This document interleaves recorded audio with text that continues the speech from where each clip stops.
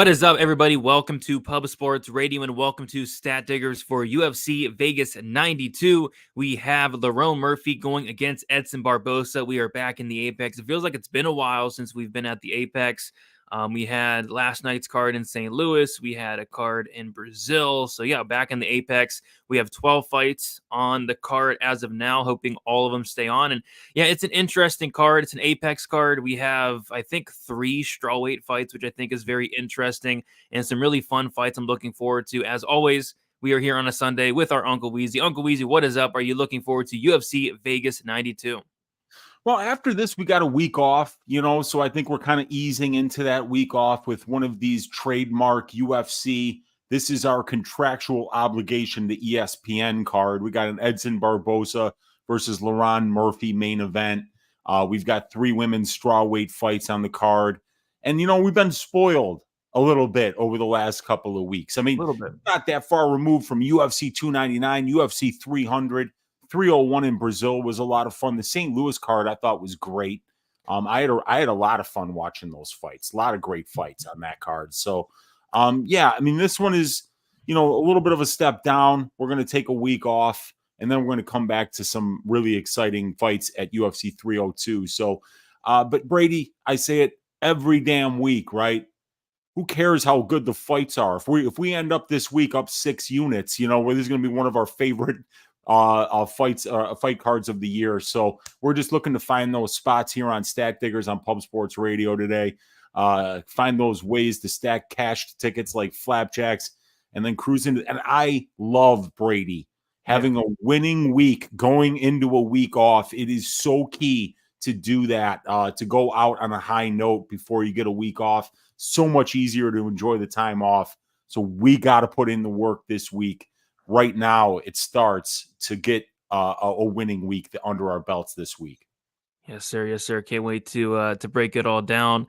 Sam's saying they're late because they don't care. Weezy, we care, don't we? We care, right? We care a lot. We like we Faith care. No More. We definitely care a lot. And yeah, dude, the a little behind the scenes thing for Sam here. I've had to fire 4 different crews of hair and makeup people. This one happened earlier today. That caused me to be late today. So it's because I care too much, if anything, that we're late today, Brady. I think we both care a little bit too much is why we're late. Yeah. I think that's what it is, dude. Yeah. Unbelievable.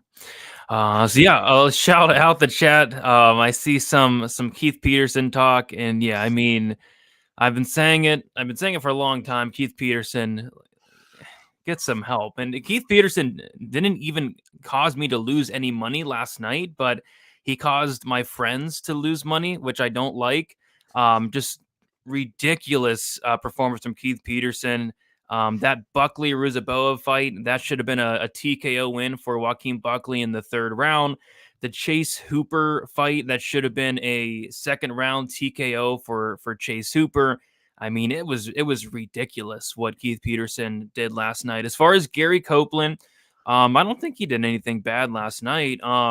Wait, if you had fight goes to decision or Diego Ferreira by decision, he stopped that fight with 9 seconds left in the 3rd round. But like, just from a pure referee standpoint, I mean, Rombeski was near death there. Near the end. Was that Copeland in there? That was Copeland. Okay. That was Copeland. I don't really think that there was anything wrong with that stoppage. I mean, like, that guy was getting murdered, and he just saved Rombeski another 9 seconds of getting his face pounded in. It looked like a broccoli after that fight was over. I mean, like, it was just horrible. But so I know that some people, if 9 seconds, if you miss a fight goes or a decision bet by 9 seconds, you'll put your fist through a wall. So I'll bet there were some people who were pissed off at Copeland. Fair enough. Last night, that was horrible. I mean, I don't know. I was shocked to see they gave Copeland another shot, though. I was shocked to see him in there. We got Elijah one in the building. What is up? Chris saying, how was the event? I didn't watch any of it. I liked it. A lot of decisions, but a lot of fun fights, I'd say. It was a fun card, 100%. We got Cole in the building, Stat Diggers on Sunday. Let's go. Let's have a week. Let's do it. Slava Claus is a bum. I think it had more to do with Chase Hooper is like leveling up. Chase Hooper seems to be a problem. I don't think Slava's no bum. We got Call of Duty. Yo, fellas, what is up? Appreciate you, Sam. This is a massive step up in competition for Murphy. Kind of feel like it's the Rebexy Ferreira fight, and we saw how that went. We'll see. We'll see. I could not believe Rebexy went out there and did what he did. Gary Copeland was there. That's what that's what he did wrong. Yeah, no, I agree. I was shocked to see him in the cage. I was like, what is this guy doing in there? We got Dirty Reg in the building. What is up? What is up? McKinney fell asleep against the cage. Yeah, he did fall asleep against the cage. That was tough. Send that Cuban dude to the PFL. Yeah, that was bad as well. But we'll do a quick recap of last night. I kept it really light last week. There wasn't a ton of spots sticking out. Should have probably kept it lighter.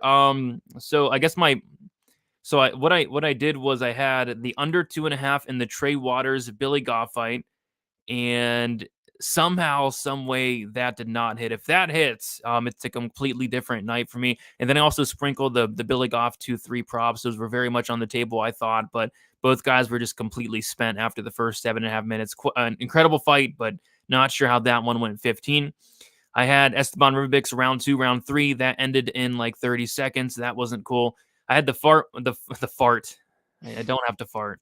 I had the fight won't start round 3 in the Chase Hooper Slava fight, and that almost didn't hit, it looked like, thanks to Keith Peterson. But luckily, Chase Hooper locked the Darce, and then Slava did like one. I'm not even sure if he tapped, but he did one tap, and Keith Peterson called it. So cashed on the fight won't start round 3. I had the squarest bet of all time to Spain round 1, and that didn't even have a shot. I had another couple square bets. Rebexky 2-3. Was not expecting that. I don't know what else to say. I was not expecting Diego Ferreira to go out there, 39 years old, and put up the performance of his life. That was incredible.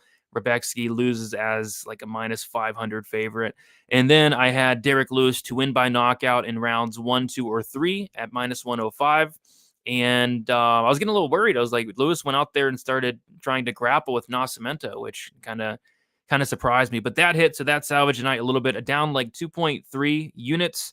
I did don't typically talk about the live bets, but I did get Charles Johnson live. Like there was like 60 seconds left in the first round. He was plus 150. That was a spot I had circled, and that came through. But overall, not the best night in the world. The reads were a little bit off. I really liked Rebexky to serve Ferreira, and the opposite happened. I liked Spain to finish Waldo Acosta, and Acosta went out there and wrestled from 3 rounds. And then what else did I like? Yeah, those are probably the 2 worst reads on the card for me for sure. So yeah, a couple fraud checks last night. Despain fraud checked, Rebexky fraud checked, Nursultan a couple fraud checks last night. So very interesting card. Weezy, how did your night go? Yeah, I lost 1.05 units. I snapped a 3-event winning streak personally. And what had happened was I had a lot of these late round props, Brady. I had Ribovics round 2, round 3, trying to win like 4 units. That obviously had no chance. But that was Uncle Weezy's ass shaving of the week, was Ribovics to shave the ass of McKinney. And it gets no cleaner than that. I believe that's 7 ass shavings in a row for your Uncle Weezy there. So I've got that lots of ass hair. In. What's that? Lots of ass hair. There was a lot of ass hair in the cage after that one. That was a spectacular win by Ribovic. So big ups, El Gringo there. That was a great win. But I lost 0.75 units on Ribovic's 2-3 props. I lost 0.75 units on Goff round 2-3 props, which I loved those bets. After round 1, I was like, somebody's going to die in the first 60 seconds of round 2, and I think it's going to be Waters. But, man, those 2 guys, they showed out. The Goff Waters fight was definitely one of my favorite fights of the night. And my favorite performance of the night was Chase Hooper. That was incredible. I mean, he went out there and, I mean, like, for him to go out there and drop lava, I mean, I was like, I remember when that happened, I was doing the live stream on Pub Sports Radio here. And I mean, I just went, whoa, I mean, like that's the kind of shit that makes you yell. like when the Khabib dropped Conor, that was like, no way did Chase Hooper just like flatline Borshev and get on top of him. So, but yeah, so what else? Oh, also lost 0.75 units on Rombeski round 2-3 props. I lost a quarter unit on Alonzo Menafield to win by submission. And then the one that really hurt, Brady. Chase Hooper round 2-3 KO props, which I spread out over two different sites at 45-1 and 33-1. That came out to a plus 1855 bet. I had a quarter unit on it. If Keith Peterson stops that fight due to the ground and pound there in the second, I win 4.75 units, but instead I lose 0.25 units. So I wound up, that was a 5-unit swing for me, not drunken Keith Peterson not stopping another fight where I'm screaming at the screen. If you guys want to see your Uncle Weezy lose his mind, go watch that Pub Sports watch along from yesterday and go to the Hooper Borshev fight. I'm screaming at Peterson to stop the fight, trying to get that like 4.8 units or whatever it would have been. That did not happen. So wound up hitting my bet on Ribovics. I had a 1.55 unit bet at minus 155. I hit my bet at plus 170 for the under 1.5 rounds for Menafield Ulberg. And then I lost 1 unit on the squarest parlay you could ever make. Under 1.5 rounds, McKinney Ribovics parlayed with under 1.5 rounds for Cortez Despain. And obviously Despain got laid on top of for the whole fight. So yeah, that was a down 1.05 units. It could have been up 4 units, but Keith Peterson strikes once again. This is the game that we play, Brady. It's a wild one sometimes, but we're on to the next week here, and I want to make it 4 out of the last 5 winning weeks here, and I'm looking to get an up week and go into this week off with a little bit of momentum. Yeah, you know how when when guys come to the cage and they put like the Vaseline on and check their gloves and everything, they need to have like a breathalyzer and check Keith Peterson, because that guy, he's drunk. I mean, he's drunk. He's drunk all the time. He's at the bar prior to the fights. In between fights, he's hitting up the bar. It's a serious problem. I mean, only a drunk person would let what happened happen last night, I think. Yeah, and he's out there smoking with cigarettes too, and that kind of gets you a little bit lightheaded. You could tell he just doesn't have his balance in the cage. It could be just the cigarettes that he's smoking with, or it could be cigarettes and alcohol, like Dominic Cruz once suggested. And Brady, it's not you and me that's suggesting for a second that Keith Peterson has an alcohol problem. We're just going by the words of one of the most trusted fighters in UFC history, one Dominic Cruz here. He works for the UFC. He calls the fights. He would never lie to us about that. So that's why we say that over and over and over again. It's not just because Keith Peterson is a drunk. It's not just because Keith Peterson has fucked us out of dozens of units over the last 3 years, Brady. It's more because of what Dominic Cruz said. Yeah, I don't think anybody's fucked me more than Keith Peterson has. I can't think of. And you're a married man. Yeah, I was going to say, not even my wife has fucked me as much as Keith Peterson has. I mean, Keith Peterson fucks me, it seems like week after week. I mean, yeah, because like that's pretty low on our list of things to do, is to get fucked by a guy that looks like Hank Hill's son on King of the Hill with neck tattoos. But so it's very, very, very low down on my list of things to do. But yet it seems to happen every other week. It's like brunch for me. So I don't know, man. Hopefully it stops soon. Hopefully Keith Peterson gets some help soon. But God, did I want that Chase Hooper second round ground and pound KO. It would have made all the difference for me. But yeah, I mean, down 1.05 units, not the end of the world. On to next week. We're going to have some fun breaking down these fights today. Yeah, we will. No USADA is changing things. I 110% agree. We're seeing some weird things happening this year, Weezy. And I mean weird things. We're seeing 41-year-old OSP look better than he has since 2016. We're seeing 39 Diego Ferreira looking the best he's ever had his entire career. I mean, we're seeing some weird stuff this year with no USADA. Don't forget about Jose Aldo, who hadn't fought in like 2 years. The fight gets made about 3 weeks before the card happens, and he goes out there and beats 7 shades of shit out of a young man in Jonathan Martinez. Yeah, dude, no USADA is turning back the clocks on some fighters that we thought might have been dead and buried, and that's going to be something that we're going to have to start playing into our capping. Maybe we haven't seen a 39-year-old in a couple of years, and you know, he hasn't looked great recently, but my God, maybe that's why he's like, maybe I do have one more fight in me now that USADA's not around anymore, you know? We've seen it 3 times in the last 6 weeks, maybe? Or more. I mean, and it's hard to cap. Like, are we going to drug test these guys ourselves? Like, I don't know what we're going to do, but we're going to have to do something to figure this out. Dude, we should start showing up at people's doors saying that we're USADA, you know, like see if these fighters try to kick our ass or if we can actually start to get, like, I'm going to pound on Ovin St. Prue's door. Open up!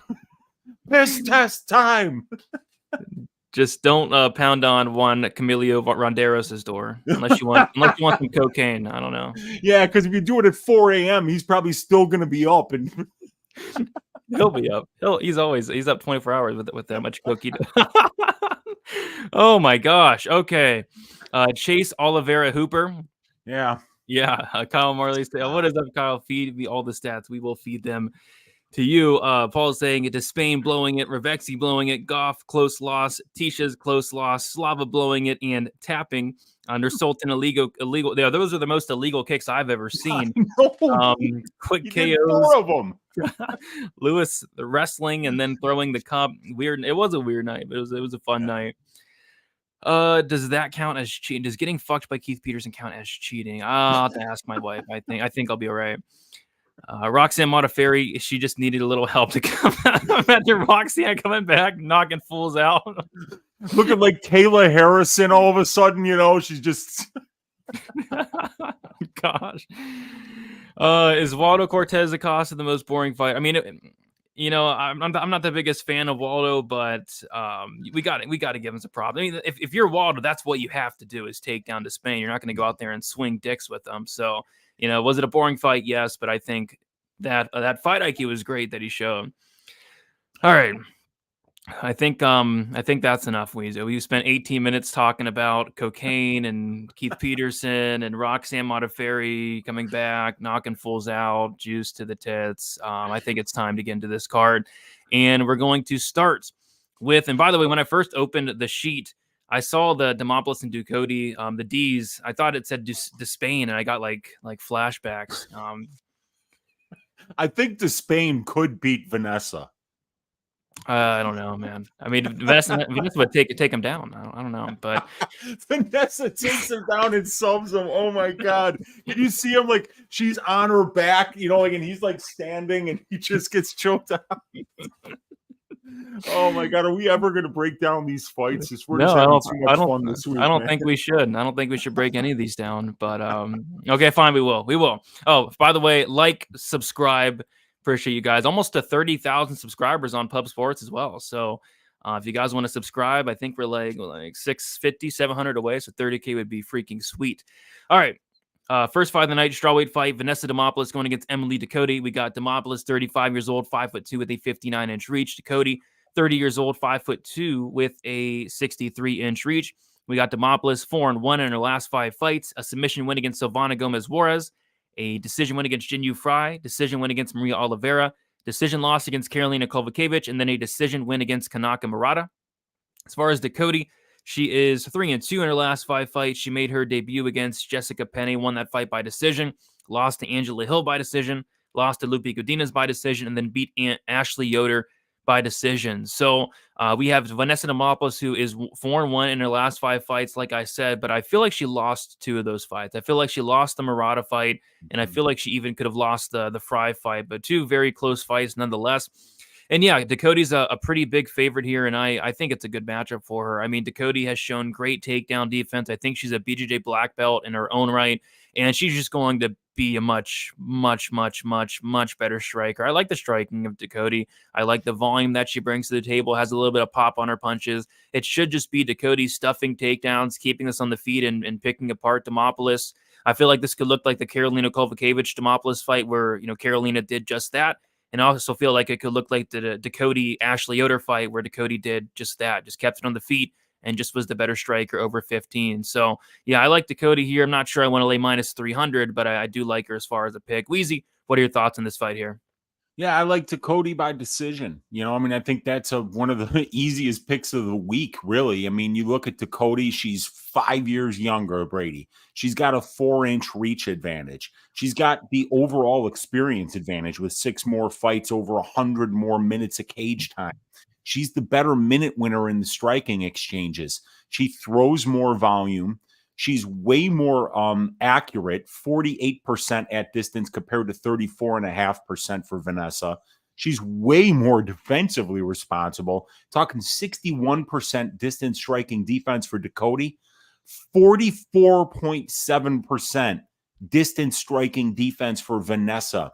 Vanessa's got a negative 3.5 distance striking differential per minute. So for every minute that goes by at distance, Vanessa's absorbing 3.5 more strikes than she's landing, while Ducote's 50-50, but she's been out there against some high-volume strikers like Angela Hill and Lupita Godinez. And also Ducote, like you mentioned, Brady, really good takedown defense at 93% thus far. She's getting taken down 0.3 times per 15 minutes, and Vanessa only gets 0.6 takedowns per 15 minutes. So I think Ducote wins the minutes on the feet. Vanessa's extremely durable, so she's very difficult to knock out. And it's not like Ducote's got a ton of power anyway. So I think that this is Ducote by decision all day. It's a tailor-made matchup for her to get this decision win. Yeah, I don't think this is a good matchup for Vanessa at all. Yeah, same. I was trying to think of like a path to victory for Demopoulos. She's absolutely not outstriking her. I mean, she could, maybe the judges, since they are corrupt, maybe they give it to Vanessa. And I think that could be the path. But yeah, I don't know. Ducote has been sub before, but that was like back in 2016. So I think it is a pretty good for Ducote here. We got Ducote opened up minus 175. That line was a gift. She's now minus 330. And then Demopoulos opened up plus 150. She's now plus 270. So early monies came in on Ducote, rightfully so. I feel like she was out there and probably pays off that price tag. The over-under set at 2.5 rounds. The over 2.5 minus 400. The under 2.5 is plus 300. And I think a lot of that has to do with how tough really both fighters are, but especially Demopoulos. These fighters have 13 losses. 12 of them have came by decision. And like I said, the one loss came by submission to Ducote back in like 2016, 2017, a while ago. So yeah, this fight is heavily favored to go the distance, and it should be Ducote outside of the crooked, corrupt judges getting it wrong. And I think they'd really have to get it wrong to get this wrong, though. We got Lou in the building. What is up, Brady Weezy? What is up, Lou? Good to see you in here. Vanessa can land a super fly splash from the top of the cage for a takedown. That's her best path. I could see it. I think that'd be her best path. But Weezy, you like anything here? You gonna parlay up Ducote? Parlay up the over? What are you liking? The over is a parlay piece according to my over-under template, Brady. I do think that Ducote being very durable and Demopoulos being very durable on top of neither one of them having a ton of finishing ability. But yeah, dude, Demopoulos is the more marketable girl. So if this is a close fight, she might get a robbery decision here. I could absolutely see that happening. I mean, first of all, she's Greek, and everybody loves the Greeks. Who doesn't love the Greeks, right? So she's got that going for her. The former stripper, the stripper Bible author. There's a lot, and she's very personable and very likable as well. So yeah, dude, I mean, we just saw Tabitha Ricci get a decision over Tisha Torres yesterday, a decision that I thought was hot garbage. I thought that was total trash. Definitely thought Torres won that fight, but Ricci's the more marketable girl. Absolutely. And she got that nod there, and who knows, man? We could see the same thing happening here if Vanessa can keep this close. but I think that Emily's going to touch her up on the feet and make it look fairly easy. Yeah, I had Torres 29-28, winning the first two, losing the second. I thought you could even give the third to Torres even. I thought it could be like a 30-20. I was kind of surprised when Torres lost. And then there was another weird decision. Like Waters 30-27 was kind of a weird scorecard, and then Woodson 30-27 was kind of a weird score. So a couple weird scorecards last night, a couple corrupt scorecards, I think. But yeah, this should be Dakota here. Agreed. I can't bet on a stripper, not in this matchup, I don't think. But there will be times to bet the stripper. I mean, you get a better against Maria Oliveira, Jinyu Fry. She's a dog as well. So she beat Silvana Gomez Juarez after getting dropped. And not in the AM, bro. Not a fan of Demopoulos. She ain't likable to me. She yaps too much and thinks she's hotter than she is. Well, we all have our preferences. Stop crying about the decision. Some will go your way, some won't. All right. Moving on to the next fight. We have Alatang Haley going against Kletzen Rodriguez. We got Alatang Haley, 32 years old, 5'5" with a 66-inch reach. Kletzen Rodriguez, 28 years old, 5'6" with a 67-inch reach. We have Kletzen, who is 4 years younger, 1-inch height advantage and a 1-inch reach advantage. Alatang Haley is 2-1 draw on his last 5 fights. He had a decision loss against Casey Kenny, a draw against Gustavo Lopez, a knockout win against Kevin Kroom, a decision win against Shannon Hellinger, and then a decision loss against Chris Gutierrez. As far as Kletzen Rodriguez, he is 3-2 in his last 5 fights. He had a decision win on the Contender Series, a decision loss against Cedric Vergara, a knockout win against Shannon Ross, and then a submission loss against Farid Basharat. So, yeah, this is a very interesting matchup here. On the feet, I have to absolutely favor Kletzen Rodriguez for a couple reasons. First and foremost, I think his striking is incredible. We saw his striking on the Contender Series. He was very high volume, just has so many tools on the feet. And not only do I really like his striking, but in this matchup in particular, he's just going to be so more higher volume. I mean, I'm sure Weezy's going to touch on some of these stats here, but Alatang Haley throws virtually nothing, whereas Rodriguez is just very, very high volume when the fight's at range. And, what has Kletzen Rodriguez struggled with thus far? He could be taken down here and there. We saw Farid take him down and sub him. We saw him off his back a little bit against Vergara. I think on the Contender Series, even a little bit, he was taken down and controlled just a tad. But that's not really Alatang Haley's game. I found a stat, Weezy, that was very concerning, and I have a quiz for you, okay? Okay. Alatang Haley has 7 UFC fights. 7 to get this comment off the screen. Get this damn comment off the damn screen. Dirty rag. Dirty rag. So anyway, he has 7 UFC fights, Weezy. Had to get that damn comment off the screen. And the majority of those have went the distance. 6 of them have went the distance, right? How many takedowns has Alatang Haley completed in the first 2 rounds of the fights? Oh, I know that it's 0. I talked about it is 0, right? Because I know he got some takedowns against Batgarel when he fought Batgarel back in the day. And I think he wrestled in the Gustavo Lopez fight in the 3rd round or something. But yeah, he doesn't wrestle at all for the first 2 rounds. And on top of that, he throws no volume at all for the first 2 rounds, but yet he's managed to be 4-2-1 in the UFC. And he's a complete mystery to me. And how many takedowns has he attempted in those 7 fights in the first 2 rounds? Is it still 0? It's 1. It's 1. Okay, 1. My God.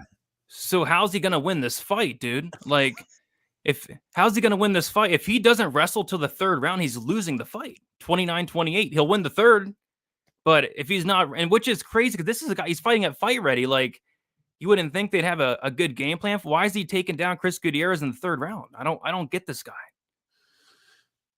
Yeah, I mean, I can't believe he's 4-2-1, to be honest with you. I mean, he throws no volume. He couldn't hit water if he fell out of a boat. He's got a 32% distance striking accuracy. He's only landed 1 knockdown in 7 UFC fights. Like you said, he waits until the 3rd round to wrestle. I don't know if that's just something that is part of his game plan, where he feels like he's going to land the bigger shots for the first 2 rounds, and then maybe win minutes in the third, wrestling when his opponent's tired. You know, maybe that's just the way he likes to fight. But like, when you look at the numbers, the stats kind of tell a story on this guy that if you're betting on him, you're not really finding any statistical reasons to do so. He spends 88% of his UFC cage time striking. While he's striking, he's absorbing 2 more distance strikes per minute than he's landing. He's not really flashing any power. He's not really flashing any accuracy. He's getting out-volumed by 3 strike attempts per minute. And then he doesn't really wrestle until round number 3. And even though he out attempts the takedowns on his opponents, he still only gets 9% control time, and he still allows 2.5%. So, and he's fought, a very mid-level of competition. He's lost to 2 really good fighters in Casey Kenny, who is on a milk carton right now. I don't know where the hell Casey Kenny is. Somebody find Casey Kenny for us. And then Chris Gutierrez. So he lost to 2 studs, with a combined UFC record of 13-6. But then the other guys, Gustavo Lopez, Danab Batgary, Kevin Kroom, and Helliger, Chris Gutierrez. I mean, like, these are mid guys at best. Yeah, I mean, I like Rodriguez here, but it's just gonna piss me off if Alatang Haley just comes out here and wrestles from the jump, just all of a sudden. But that's not really what he does. He's just a low volume striker that he's a good wrestler that doesn't wrestle. It's kind of frustrating. So I think it's Rodriguez for me or pass. But with the right game plan, I think Alatang Haley can make this super close. And that game plan would be going out there and wrestling, because I don't think he has anything for Rodriguez on the feet, like anything at all. Yeah, Clayton's younger, he's taller, he's longer, he's much faster and much more dynamic on the feet, when Haley is just extremely predictable. But Brady, he does have power. He does hit hard. I remember when he closed Danab Bakari's eye in round number 1, and the dude was fighting with one eye for the rest of the fight. If this guy lands on you, it's going to be a problem, because he does hit hard, but he's only attempting 9.6 distance strikes per minute at distance, and his opponents are attempting almost 13. So he's just getting out-volumed. He's getting outlanded. And while he might be landing big shots when he does land, it's not like he's dropping dudes or showing, like, murderous power punching. Unless he's fighting the hard-hitting hillbilly, Kevin Kroom, which I think he changed that to Crash, which is dumb, but... The hard-hitting hillbilly was a much, much better nickname. But, when you're calling yourself a hillbilly and then everyone knows that you're banging Gina Mazzani when she's married to Tim Elliott, to have hillbilly in your nickname from that point going forward is something that the public relations guy would tell you to avoid. Yeah, 100%. 100%. So, yeah, we have Alatang Haley is the underdog. He opened up as a -115, about a -115 pick'em. He's now +128. Kletzen Rodriguez opened up -105. He's now -148. The over/under set at 2.5 rounds. The over 2.5 is -214, and the under 2.5 is +174. I think it probably does go the distance. I mean, -214, it seems like a little bit too much to lay there, but I think it probably does go the distance. Kletzen, he finished Shannon Ross in 60 seconds, and Alatang finished Kevin Kroom in 60 seconds. But I think both these guys are pretty dirt. I know Farid finished Kletzen on the ground, but I don't really expect that here. So I think it probably does go the distance. Both these guys pretty tough. I tend to agree with you, but like you said, man, I'm not laying that kind of juice that one of these guys isn't going to fuck up and put themselves in a bad spot. So yeah, man, this is an interesting one, dude. What's the line on Alatang?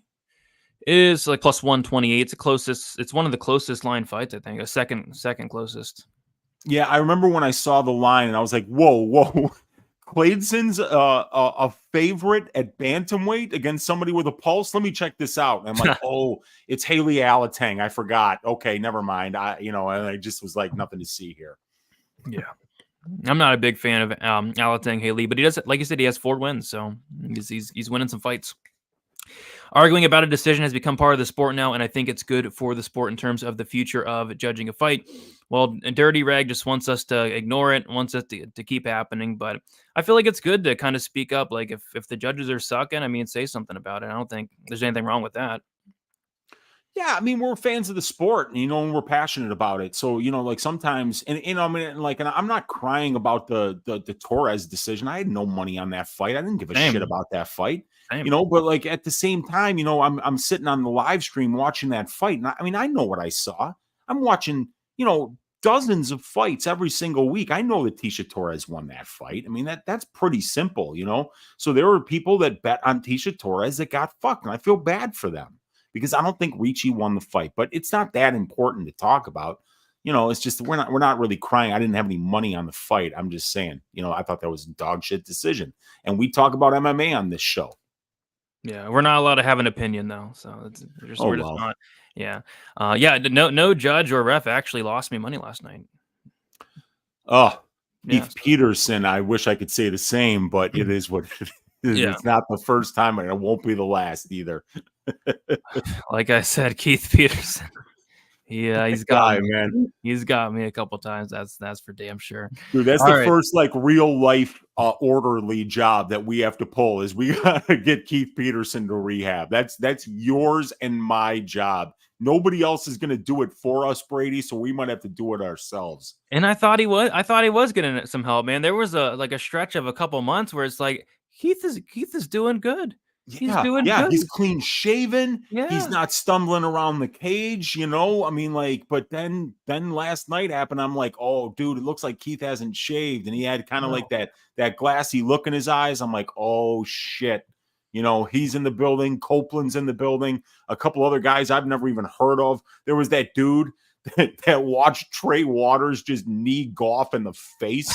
Dude, he was right there looking at it, and he was like, nothing to see here, keep going, like he was in perfect position. He did nothing about it. So it was a wild night, man. A lot of people really did get served last night by a lot of different things, for sure. Yeah, but that's MMA. That's why we love betting on it. Exactly.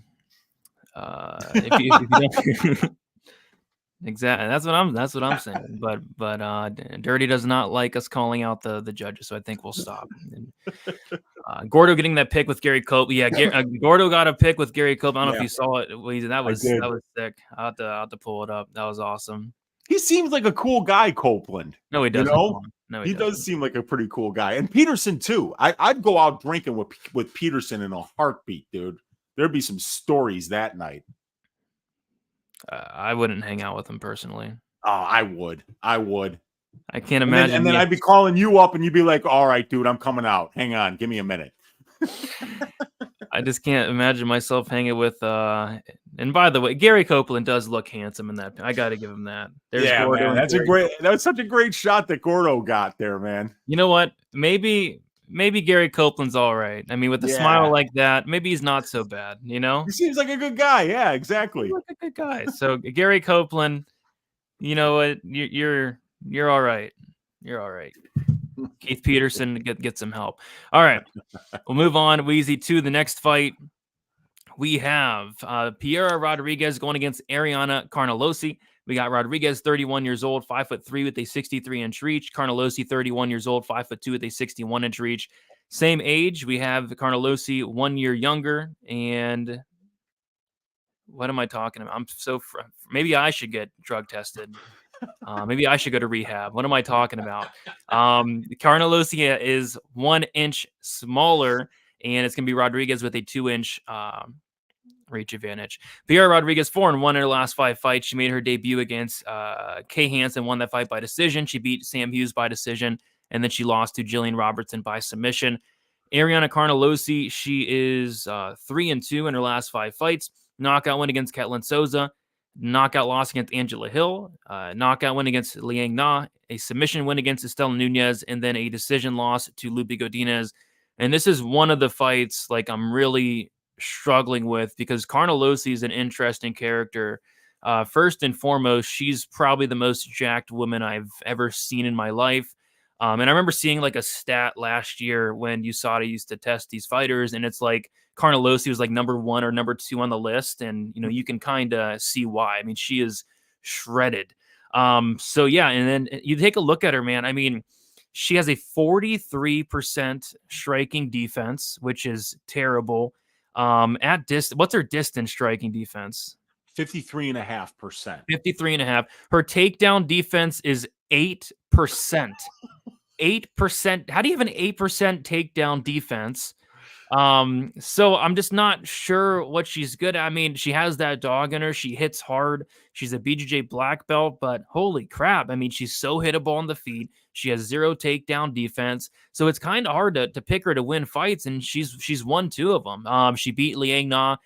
Liang Na had some success in the first round. She gassed out, and Ariana finished her in the second. And then against Estela Nunez, Carnelossi pretty much bullied her in that second and third round and finished her in the third round, but she did lose to Angela Hill and Lupe Godinez. I don't know what to do with this fight. Weezy, what are your thoughts on this one? Yeah, it's hard. This is a really hard one because we haven't seen Carnelossi in 2 years now, Brady. 2-year layoff for Carnelossi, and we've got over a year layoff for Pinheiro. Ariane and these ladies are about the same age. Pinheiro's a little bit bigger, a little bit longer, but it's Ariane who's got the experience advantage and the high level experience advantage at that. So Carnelossi's fought the better brand of competition. Yeah, man. I mean, look at that, dude. It looks like she's been pulling a plow. Look at those trapezius muscles, dude. Gosh, that's impressive. Yeah. My God, man, she's huge. And you know what's crazy too is somebody that's built like Ariane, the pace of that Na Liang fight, they should have both been dead after round 1. Somebody as muscular as Ariane shouldn't have had as much gas left in the tank to finish Na Liang in round number. Jesus Christ! Holy crap! Look at the veins on the forearms and the hands. So look at the triceps on her, man. Jesus. Wow. She can move a house, I think. My gosh. That is impressive. So it's very weird that we haven't seen her in 2 years, though, Brady. I'm going to go look at Tapology to see if she's had any fights canceled. And if because I know that Pinheiro was supposed to fight recently.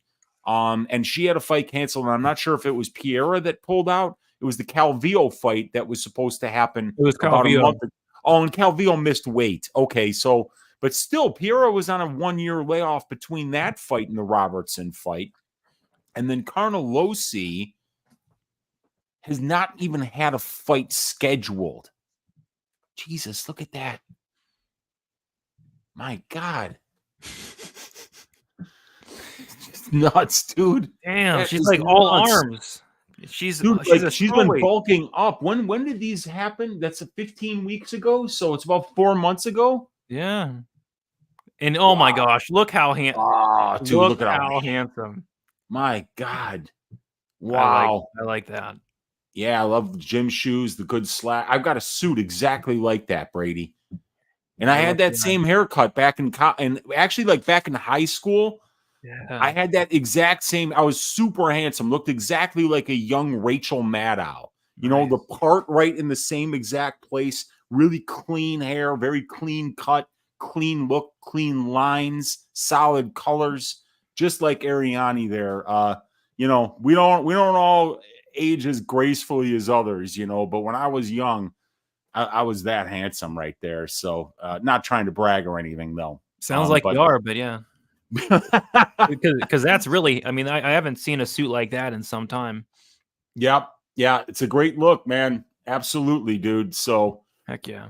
But this fight, it's hard because they're both on such long layoffs. They both could come back with no use. I mean, can you imagine what Ariane might look like without USADA now? I mean, she was getting tested and she looked like that. She might actually just pick Pinheiro up and throw her out of the arena.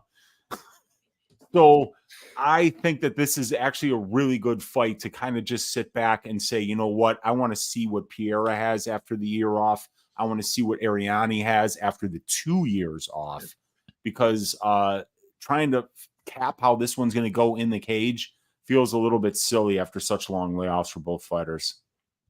Yeah, I mean, I don't know what to do here. I think I'm leaning towards Piera, just because I feel like all the minute winning is on her side. But Carnelossi, like I said, she's a black belt and she has some power as well. But I don't know.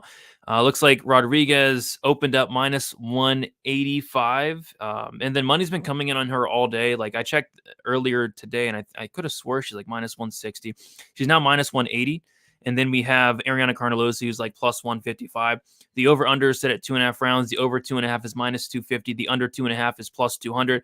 I thought maybe taking a look at the under, Rodriguez was finishing her only loss, and then Carnelossi's actually been finished in 2 out of 3 losses. So that is 3 out of 4 losses inside the distance.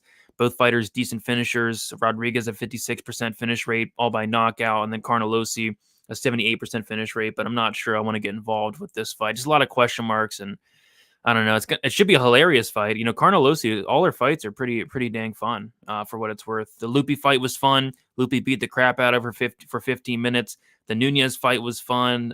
Liang Na fight was fun. Even the Angela Hill fight was a fun fight as well. So I think it's going to be a fun fight, but not sure I want to get involved from a gambling standpoint.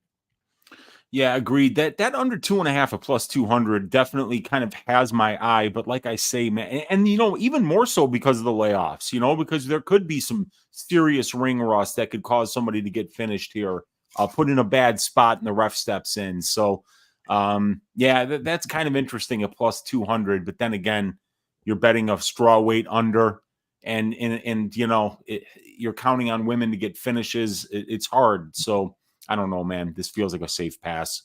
Yeah, I mean, if Liang Na was fighting, then we'd bet that under. But yeah, but sadly, she was cut on I think Wednesday, Thursday. She was cut, so that's they're gonna be lost, tough, dude. They're a loss. That's right, man. Their loss. We'll never find another will we ever find another strawweight like her? Another 2 minutes. strawweight? Hell no. I mean, another one like her, you know, is even a fair question.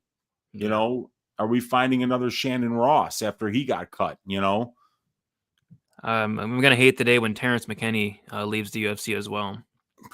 God, I hope that doesn't happen anytime soon, man. I hope. People were saying like cut McKinney. What? He won 2 fights. I know people were saying cut McKinney. He won 2 fights in a row just 2 fights ago. So he's a super fun fighter. Then definitely don't cut that guy. Yeah. Did they cut De Silva yet? Lacerda De Silva, or did they? I believe so, dude. Dang, I think we did see that. But I'm not positive. Maybe the chat knows. I think we did see that. So they're cutting some of my favorite fighters, but yeah, you just can't lose forever. You know, eventually it's going to catch up to you. You know. Yeah, it will. All right, Weezy. We'll move on to the next fight then. This is such a freaking weird fight. We got Abus going against Warley Alves. We got Abus 33 years old, 6'2" with a 78-inch reach. Alves, he is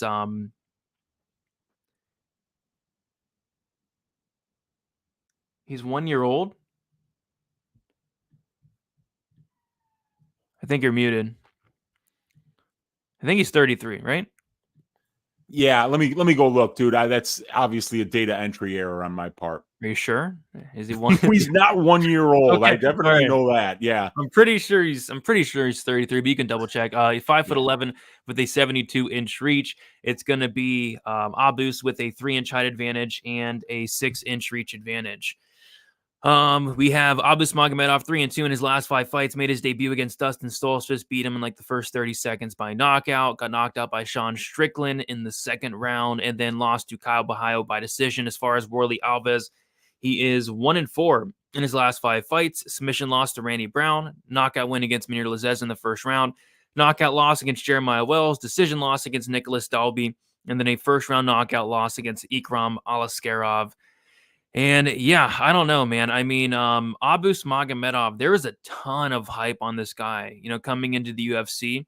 And then he knocks out Dustin Stoltzfus. And then that hype just skyrocketed. Like, people are calling this guy the future champion.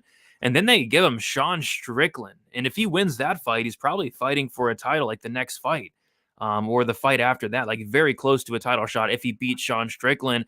And was he either favored in that fight, or that fight was like close to a pick 'em, right?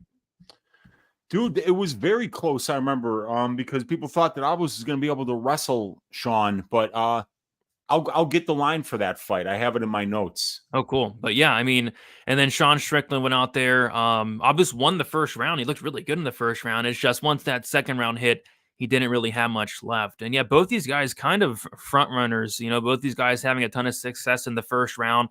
Abus Magomedov has not won a fight outside the first round in a few years, and the same thing for Warlley Alves. The last time Alves won a fight outside the first round, I think it was like 2019, so it's been a while. You know, Abus is a massive favorite. And it's hard to trust the guy, dude. Like, you know, back-to-back losses. They're not the worst losses in the world. And in theory, this is a step down in competition. But Alves, he's very dangerous. And if this fight reaches the second round, we've just seen Abus fall off a cliff in both his UFC fights thus far. So, Weezy, did you get the line on that? Yeah, plus 125. So, I mean, Strickland was like less than a 60% implied favorite to win that fight with all the experience advantage and high-level experience advantage that he had. Okay, yeah, close fight. Yeah, that's crazy. And now he's a massive favorite against Warlley Alves, it looks like. Yeah, and I mean, like, Warlley's look like trash, but against, you know, really good fighters, these last three wins in Wells, Dalby, and especially Aliskerov, who's just been on a tear lately. And then Nick Dalby has kind of turned back the clock on his career, and he's been putting together some really good performances lately. And then we know how dangerous Wells is. And, you know, and he lost by Randy Brown, last to Randy Brown by sub before the Lazez win when he got that, you know, like body kick win over Lazez. So, but it looks like Warlley Alves is done at 33 years old. I mean, he's shown nothing in these last three fights, and it's kind of rough to watch because, you know, if this guy had just had something in the tank, he could go out there and win the second and third rounds against Abus. But I don't see it anymore, man. The guy, he's just been in the sport for 13 years as a professional, and a lot of that time at the UFC level, 15 UFC fights. And he's just kind of trading off wins and losses. But, you know, he's lost 4 of his last 5 now, and he's really not doing anything that well. He's a low volume striker. He's not getting these knockdowns. He's not winning fights by knockout other than the Lazez fight, like I said. And we still don't really know how good Lazez is.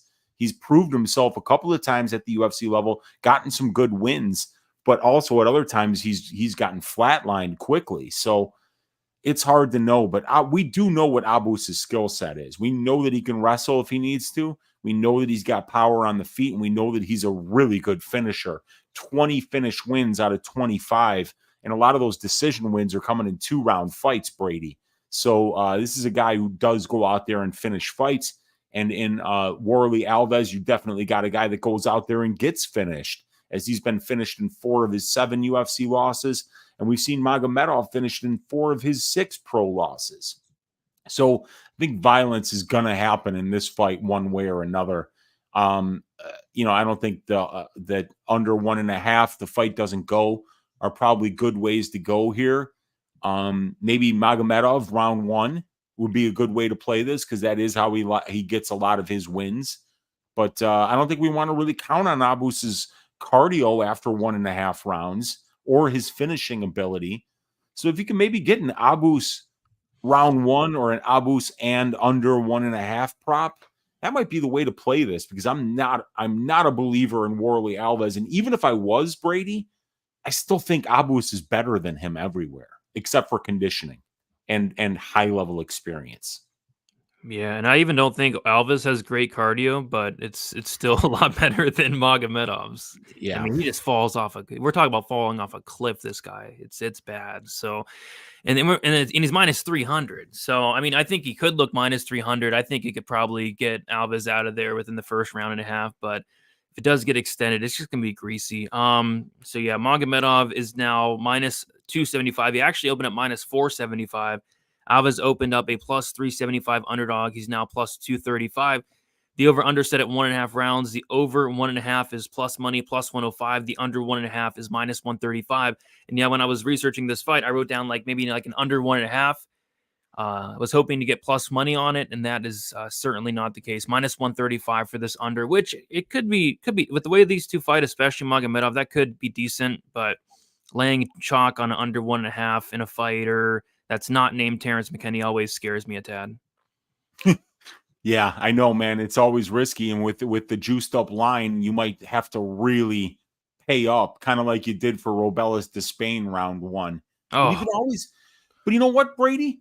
It's better to make that bet at plus 125 than it was his money line at minus 250. You know what I'm saying? You might as well, if you do know what a fighter's win condition is, even if it makes you a little bit sick to be like, I'm going to take this bum's best win condition at plus 125. At least you're not paying minus 300 on the money line, right? Because if it goes tits up, it's just a little bit easier, because it's not like after round 1, when we both lost our Despain round 1 bets, right?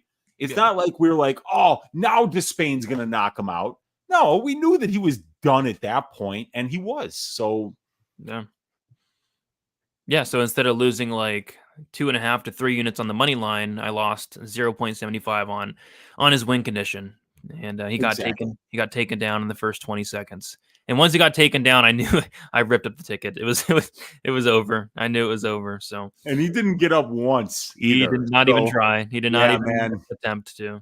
He's got to work on that, because that guy has never gotten. I don't even think Waldo knows how to say takedown in English. Nope.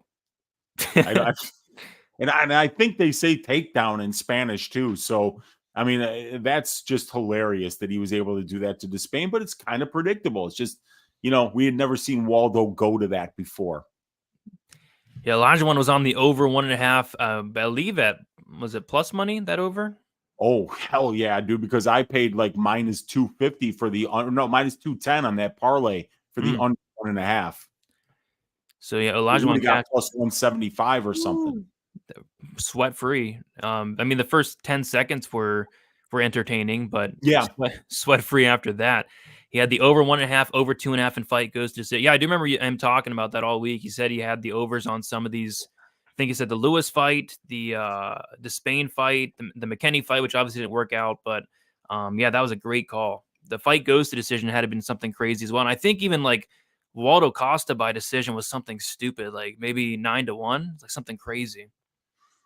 Yeah, that's for sure, man. And I mean, my prop template loved it, because 4 of 5 Waldo fights went to decision. They were like, you have to bet these overs. I was like, nope, not in a Despain fight. I'm not, but didn't work out. Nah, it happens. What's up, Stacks? How you doing? The 30-year age. Yeah, it was almost the 30-year age advantage there, but I think we got it. We got it fixed. We got it good to go now. A lot of hype trains derailed this year. Malott, Pfeiffer, Despain. Yeah, decent amount of them this year. It's been a year of the derailing.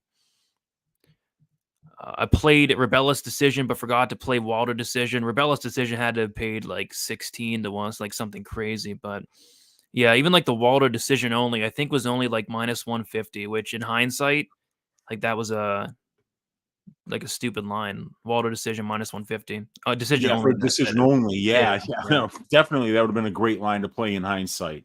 Yeah, I didn't even see it until like the fight was happening. I'm like, what was the decision only? Oh, minus 150. Wow. Should have looked for that. But we'll move on to the next fight. We have the return of the Tamaris Vidal. She's taken on Melissa Gatto. We got Tamaris Vidal. She's 25 years old, 5'6" with a 68-inch reach. Melissa Gatto, she is 28 years old, 5'5" with a 69-inch reach. Tamaris Vidal, 3 years younger. She has a 1-inch height advantage and then a 1-inch reach disadvantage. Melissa Gatto, she's 3-2 in her last 5 fights. She had a submission win against Carol Rosa outside the UFC. Makes her debut against Victoria Leonardo. Leonardo breaks her arm in that she gets a TKO after the second round. She beats Ciara Eubanks by knockout in the third round. And then she lost to Tracy Cortez by a competitive decision. And then she lost to Ariana Lipsky in a very, very competitive decision that arguably could have went her way. As far as Tamaris Vidal, she makes her debut against Ramona Pascual, wins that fight by first-round knockout, and then she loses a decision to Montserrat Rendon. You see a win there against Eileen Perez. That was by disqualification in a fight where she was just getting completely. I don't think she had a second of winning that fight. But Eileen Perez had like 5 or 6 different fouls and got disqualified. So, but yeah, she has a win over Eileen Perez. Weezy, when I first looked at this fight, I mean, I think it's Gatto all day. I mean, I think it's just all day. I'm a big fan of Gatto. I think Gatto is very good. And it's crazy with Melissa Gatto because you take a look at Gatto outside the UFC, and there's not a ton of footage, but the footage you do see is she's getting taken down by a gust of wind. You see 0 striking. I don't think I've seen her land 1 strike outside the UFC. She's getting taken down, and then she's getting submissions off her back. And then she shows up after a couple-year layoff against Victoria Leonardo. I know it's Leonardo, but man, her striking looked incredible in that fight. And even in the Eubanks fight, her striking looked really good. So yeah, her striking is really good, but it's her ground game. Like, that's her bread and butter. She's a black belt in BJJ. She's extremely dangerous. And I thought if she was able to get Lipski down, she could definitely have success on the mat against Lipski, but Lipski, her takedown defense is much improved. She was not able to get her down. And even on the feet, it looked like Gatto arguably won that fight, in my opinion. So yeah, I think Gatto's very good wherever the fight goes. Like, on the feet, I think she's going to be the better striker. Like, Tamara's Vidal was getting outlanded at points by Montserrat Rendon. And then I think the clear path to victory here for Gatto is just going to be getting this fight down to the mat. We saw Rendon taking down Vidal extremely easy, like little to no resistance. I know Eileen Perez is a beast, but I mean, Eileen Perez was ragdolling her. I think it's a tough matchup for Vidal. I'm not sure how she wins this fight. So yeah, I like Gatto here by really any match. I think she can win a dominant decision. I think she could get on top and sub her. I think she can even knock her out on the feet. I think this is Gatto pretty much all day. So yeah, Weezy, what are your thoughts on this fight here? Yeah, I mean, like, let me read you my notes on Tamaris Vidal. Let me scroll. Let me find them right here, right? Let me get them on the screen. Okay. Are you ready? Yeah. Why? That's all I have, dude. Like, I don't know why. Why is she here? You know, like, I remember that's a question that has remained from before the Pasquale fight and then before the Rendon fight. I remember, you know, yeah, exactly why. You know, why? Who? What? I want to know who the person was that brought the footage of this woman to Maynard, to Shelby, to Dana White, and was like, we've got to get this girl. You know, I mean, like, there is no reason, but she's very young. This is at 135, Brady. So we got to remember that Melissa's taking this on short notice up a weight class. This was one of the most cursed fights ever. It's Tamaris Vidal versus Haley Cohen, which is supposed to happen like 3 different times. Haley has had to pull out, or I think twice, maybe even all 3 times.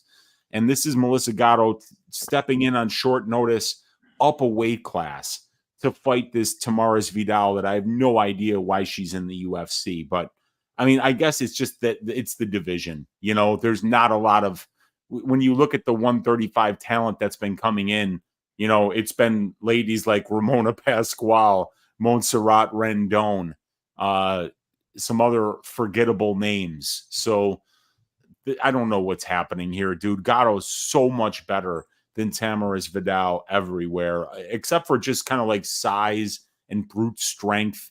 I mean, if you were going to pick one of them to pull a plow, yeah, you know, I mean, like, it would be Tamaris Vidal would be like minus 400, but that's not what we're picking here. They got to win a fight, and Melissa's got the better Brazilian jiu-jitsu. She's got the better boxing. She's actually taller, I mean, she's actually longer than Tamaris. So she just got to watch out for that jumping knee to the liver. Yeah. You know, if she doesn't get hit with that, I kind of feel like she's going to just destroy Tamaris Vidal. And, you know, the under isn't bad here, you know, because it's kind of a way to maybe like get that Melissa Gatto inside the distance prop before Gatto's line gets blown out to minus 800 once people, you know, tape Tamaris Vidal and realize that she's so bad. Why? Why? I mean, and I mean, usually my notes are a lot more in depth than that, Brady. But I feel like sometimes an economy of words really can sum things up and make it so much more poignant and usable. And in this case, I believe why just sums it up perfectly. I feel like you could have just said why and left it at that, and we could have just moved on. I think, yeah. Yeah, Gatto maybe inside the distance, but I don't think I'll be betting this fight. Yeah. I'll be looking at what Gatto inside the distance is at as well. I think it could be a decision, but it could also be a knockout. She has a ton of power. Could be a submission. I want to see what the inside the distance is. Yeah, I was thinking about the under as well, and it is getting hit even, which kind of sucks. But I just don't see a world where Vidal finishes Gatto. Like, Gatto's really tough in her own right, but we'll see. So yeah, Gatto opened up. What? It says she opened up minus 110. That's true. Because it was up a weight class and on short notice for her. So like the books, like they priced that in, and people were like minus 110. Thank you. I don't think there's been a bet on Tamaris Vidal yet. Yeah. I just think it's been all money on Gatto. They made a huge mistake opening that up at minus 110, and they're gonna pay for it. Unless they go and pay Melissa Gatto to lose this fight, I don't think she's losing this fight. That's a terrible opener. She's now minus 350, which I think that even could be wider. But yeah, like the coming up the weight class short notice thing, I think that's something to definitely mention. And then Vidal is currently a plus 275 underdog. The over under set at 2.5 rounds. The over 2.5 minus 175. The under 2.5 is plus 145. I'd lean under. It's not something I'm really like running to the window for, I'd say. But yeah, this should be Gatto pretty handedly. Agreed. Easily. We got Chronic Combat Conversation. What is up? Nothing like some stat diggers on a Sunday. Keep up the amazing work, boys. Appreciate you guys. We got Bo.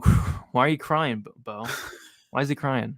What happened? I don't know. I think he's actually laughing at the why. I got you. There's a crying, laughing face. Yeah. Yeah. I can't see. I need to do something with my eyes.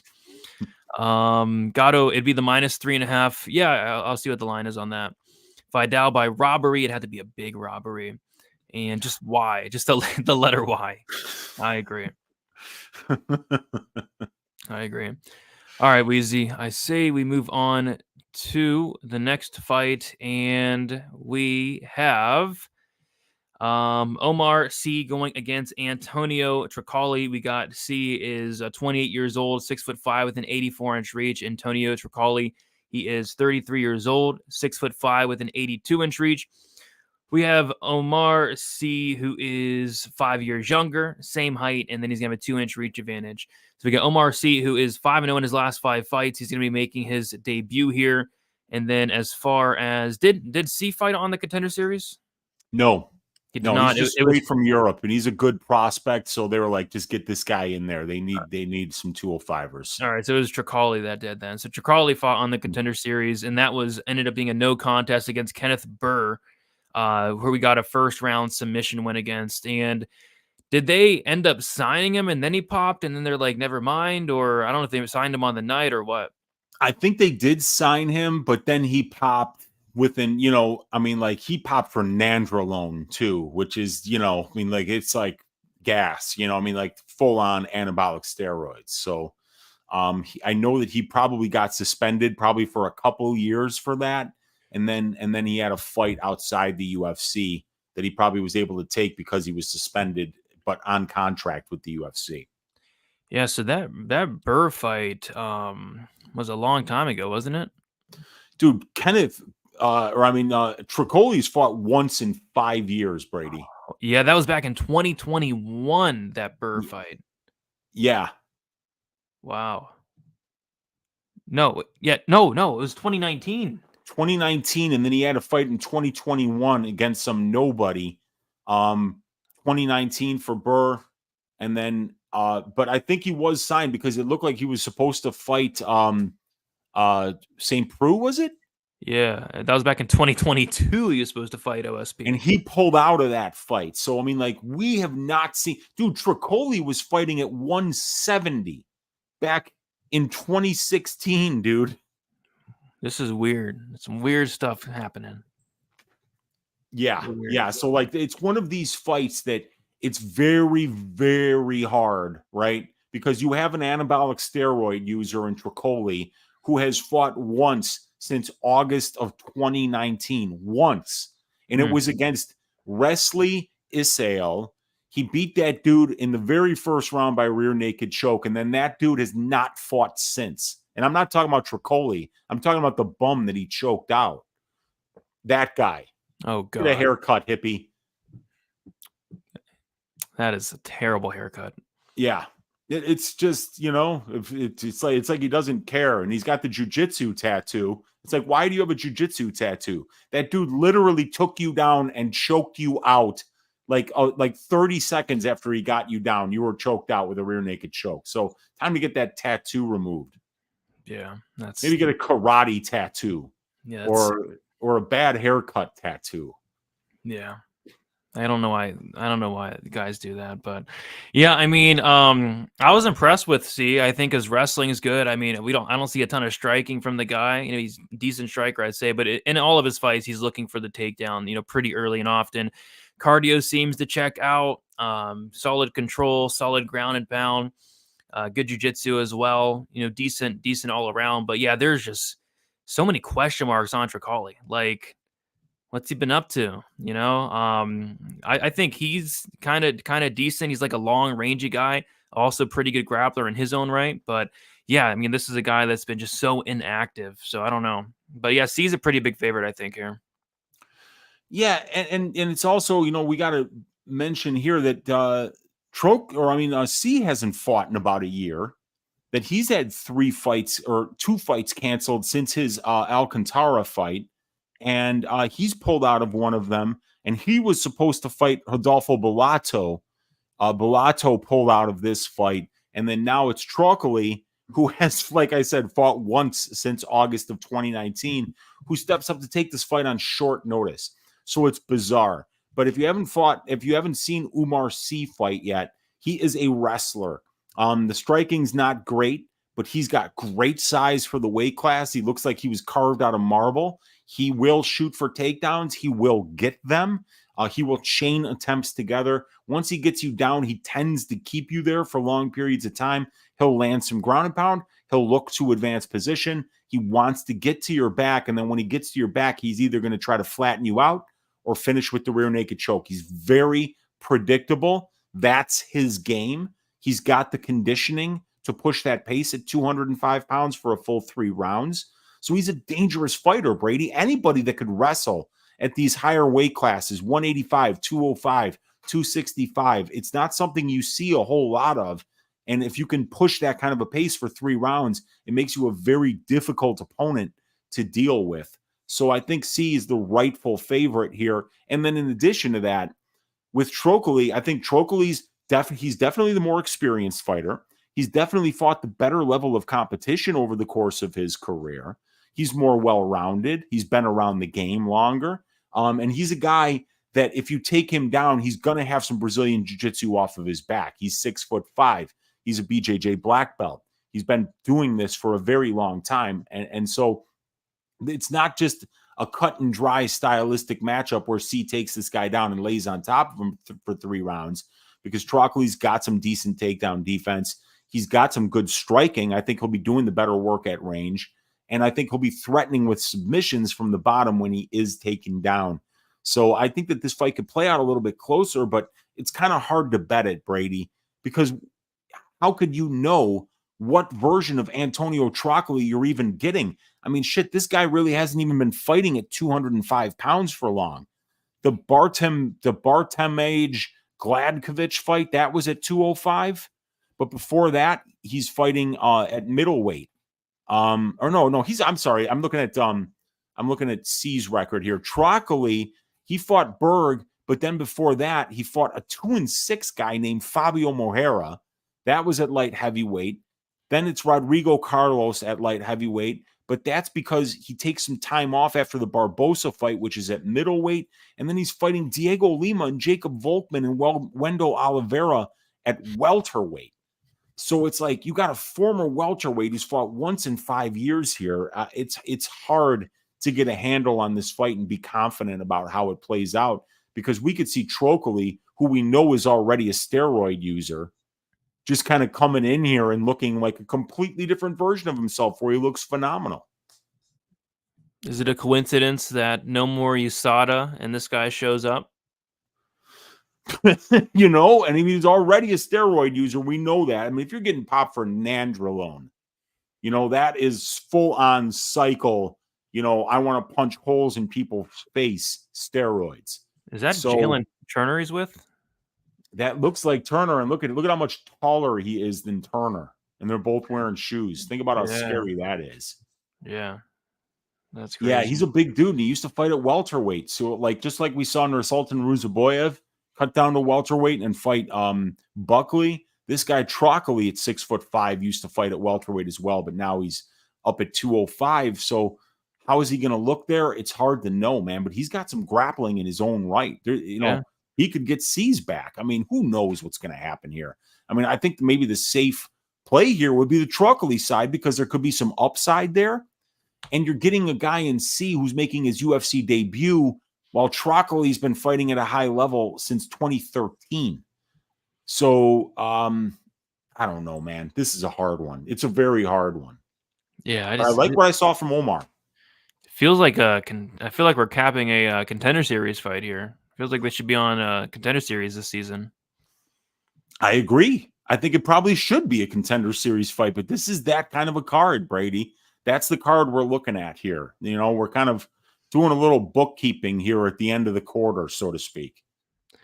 C opened up minus 400. He's now minus 270. And then Trócoli opened up plus 300. He's now plus 230. The over-under set at 1.5 rounds. The over 1.5 is minus 205. The under 1.5 is plus 165. I want nothing to do with the C minus 270, and I want nothing to do with the total. I want nothing to do with this fight. I'm going to sit back, watch, and see what happens on this one. Should be a really fun fight, though. These guys are both really talented, so I'm interested to see which one of these guys comes out with their hand raised. But like you, Brady, I don't think I'm going to have any money on it. Yeah, we got Lou Sassoli in the building. He's French, right? He's French. Yes. Right? Lou Sassoli. Yeah. Hopefully France is treating you well, Lou. Appreciate you for stopping by. Or saying Brady sounds like a therapist when he says, yeah, after Weezy goes on a rant about how terrible a fighter performs. Maybe I should be a therapist. I could see it. He helps me out, man. He's definitely the ears that listen to me when I bitch. Yeah. Yeah, I mean, I'm a good listener. Trócoli is smashing Mackenzie Dern. There you go. That's a positive. Yeah, man. Then he's winning in life, not just at fights. Yeah, so there you go. Where is Trócoli even training at this point? I know it says Bulgarian top team, but is he doing any work in the States? Bulgarian top team is C. Oh, I got C, Full House. I hear that's what he's listed at on I believe on Tapology is Full House. I have no idea what that is. It's a show. That's right. It's like a children's show. So that seems like it would be a terrible place to train for a fight. Yeah. How is Candace Cameron going to give you any resistance? Clayton Silva is there, 16-4. Yeah. Bruce Soto, 16-5. Eduardo Lopez is the head coach. It's in Belo Horizonte, Brazil. Interesting. Well, all right. Let's move on to the next fight. We have Tom Nolan going against the guy that got knocked out by Jordan Levitt. We got Tom Nolan, 24 years old, 6'3" with a 73-inch reach. The guy that got knocked out by Jordan Levitt is 32 years old, 5'8" with a 70-inch reach. We got Tom Nolan is 8 years younger. He's going to have a that's a 7-inch reach advantage, if my math is correct, and then a 3-inch 7-inch height advantage and a 3-inch reach advantage. So the guy that got knocked out by Jordan Levitt is 4-1 in his last 5 fights. He had a decision win on the Contender Series, and they got knocked out by Jordan Levitt in the first round. And then as far as Tom Nolan, He had a first-round knockout win on the Contender Series, and then he lost by knockout to Nicholas Mota in the first round. And I remember that show that week, Weezy, we were talking about it. We were like, man, Nicholas Mota's a live dog. You shouldn't be parlaying Nolan at minus 300. And we both did not bet Mota or the first round knockout prop, which was like plus 600. So that kind of stung. But yeah, I think it's a get right spot here for Nolan. I mean, this is a guy that is massive for the lightweight division. He's 6'3" with a 73-inch reach at lightweight, and he looks skilled. Like the Contender Series fight was a great fight. Went out there, got that first round knockout win. Outside the UFC, is a very long rangey guy, just a ton of power, a ton of tools on the feet. I like what I see from Tom Nolan. As far as the guy that got knocked out by Jordan Levitt, I mean, he got knocked out by Jordan. I mean, that's inexcusable. I mean, I remember I actually bet on Jordan Levitt that night. I bet Jordan Levitt inside the distance, which it was one of those cases, Weezy, where the sub was like plus 200 and the inside the distance was like not much far away from that. So I took the inside the distance at like the same price, and thank goodness I did, because Jordan Levitt knocked him out. I think it's a good spot for Tom Nolan here. It's hard to trust the guy he's probably a massive favorite at minus 425, but I think he probably goes out there and gets to finish. I mean, Martinez has been finished in the majority of his losses, a couple sub losses. I think he's been knocked out before, other than Jordan Levitt as well. So yeah, I like Tom Nolan to get right back on track and win this fight probably by early knockout. Weezy, what are your thoughts on this fight? Yeah, when I always do the stats like 2 to 3 weeks in advance. So this spreadsheet's got put together, like a couple probably a little over a week ago, right? And right when I saw Victor Martinez versus Tom Nolan, instead of putting in the stats, I went right to the best fight odds, and I'm like, all right, are we max betting Tom Nolan and anything better than, like if there's a bettable line on him here, I am smashing it, because Victor Martinez is one of the worst fighters that I've ever seen invited into the UFC in my life. I mean, like he's like Shannon Ross level. I am not joking, like Ramona Pasquale level. Wow. So I saw it and I'm like, oh, mine. And I laughed. I was like, oh, minus 450 or something like that. I'm like, that's exactly, I don't even know if that's wide enough. Dude, Victor Martinez on Dana White's Contender Series fought Jacob Rosales, right? Yeah. Rosales breaks his arm in the first round and fights the second and the third round with one arm, and he arguably won that fight. And Rosales is the guy that got 7 shades of shit beaten out of him by. Remember when JSP was on the Contender Series and he absolutely just tortured that dude for a little over 2 rounds and broke him in half? That was poor Jacob Rosales. And Rosales almost beat Victor Martinez with one arm. This guy is 5'8". He's fat. He only really boxes. He gives up his back every time he gets taken down and gets back up. And I remember confidently betting Jordan Levitt against him, right? So I'm like, okay, Levitt was plus money against this guy. And I'm like, oh, hell no. That's an auto bet. There's no way that this bum is beating Levitt. And even as low of an opinion as I had on Victor Martinez going into that fight, even I was still fucking surprised how badly Jordan Levitt beat this dude's ass. It wasn't like a fluke KO on like a spinning back fist. Dude, he put him into a wood chipper and whooped his ass and knocked him out in 2 minutes. Jordan Levitt. Did you see that? I'll never forget it, ever. So I feel like I tried to put together one of the squarest parlays ever. I was like, let me see if I can get it to plus money. I went Tom Nolan money line, Melissa Gatto money line, and the over 2.5 in the Demopoulos Ducote fight. And it actually came out to plus money. And I was like, this is as square as it gets. But if Victor Martinez wins, I mean, I might quit capping fights. If if Trócoli knocks out Demopoulos, or if Demopoulos subs Trócoli in under 2.5 rounds, I'd be shocked. And if Tamires Vidal found a way to beat Melissa Gatto, I'd be I mean, it almost seems like I should be max betting like one of the squarest 3-leg parlays of all time. But I think I might actually, because I think I've tracked one 3-leg parlay in like over 2.5 years of betting, and it cashed. I've had one as well, and it did not cash because the Glover Teixeira Hill fight went the distance. That was the leg that did not hit, and Hill beat the crap out of Teixeira in that fight. Yeah, I remember that. That was a fight that I thought was going to get stopped several times. I still remember the 3-leg parlay that hit. It was Charlie Campbell under 1.5 against Dominic Reyes's brother. It was the Josephine Knutson money line when she fought Marnik Mann. And it was Mick Parkin over Caio Machado, which actually wound up being a close fight. But that one cashed, and it was good plus money, and I betted for a couple of units.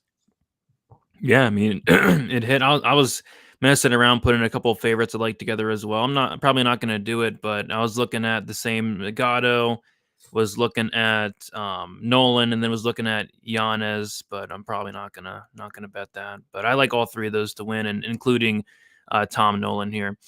So Tom Nolan is, I think, one of the biggest favorites on the card, if not the biggest favorite. So he opened up minus 425. He's currently minus 425, and then the guy that got knocked out by Jordan Levitt opened up plus 355, and he's currently plus 325. Tom Nolan, Victor Martinez, the over-under set at 1.5 rounds. The over 1.5 is plus 140. The under 1.5 is minus 170. Yeah, I mean, maybe I might look at like a Nolan. I'm sure the finish props are going to be completely juiced. But yeah, Nolan KO 1-2, something along the lines of that. I mean, if you're getting knocked out by Jordan Levitt, I don't know what to tell you. Yeah, and I mean, and Nolan's 6'3". And he's a southpaw with a 73-inch reach. I mean, he's gigantic, and he pressures too. He's a really dangerous fighter. I mean, he's gonna throw this dude around. Yeah, I think so as well. Nolan just got knocked out in a minute as a minus 350 favorite, and now we're going to trust him at minus 450. Yes, we are. Dude, I think that Shannon Ross would probably only be plus 130 against Victor Martinez, up 3 weight classes. This guy is awful, Brady. He's awful. He's so bad, dude. Tom Nolan's gonna absolutely wipe the floor with this dude. You know how much I hate laying juice, and you know that I'm not betting a minus 450 money line. Still, this line is not wide enough. That's how I feel about the Gatto money line. It's not wide enough, but yeah. I feel the same way, man. Yeah. I'm parlaying that shit. I'm putting together Melissa Gatto at minus 350, Tom Nolan at minus 425, and then we're going the over 2.5 for Demopoulos Trócoli at minus 400. It's minus 102, Brady. Not even plus money. Not even plus money. Not even plus money, dude. Should I bet 1.02 units? I mean, I think it hits. Oh, God. I think it hits, but it's hitting. That's hitting, dude. If that parlay does not hit, I mean, even 2 women's fights, which have a lot more variance, and I'm still thinking that one absolutely hits. I'd be afraid to track that, though, because people would be like, that's the squarest fucking parlay I have ever seen in my life. Yeah, because if you do lose one of those, I mean, you will look like a square if you lose one of those big 3-leg parlays, land juice. But like, I don't know. But yeah, I agree. I mean, I think all 3 of those come through. So yeah, let's see. Elijah one saying, "Do it."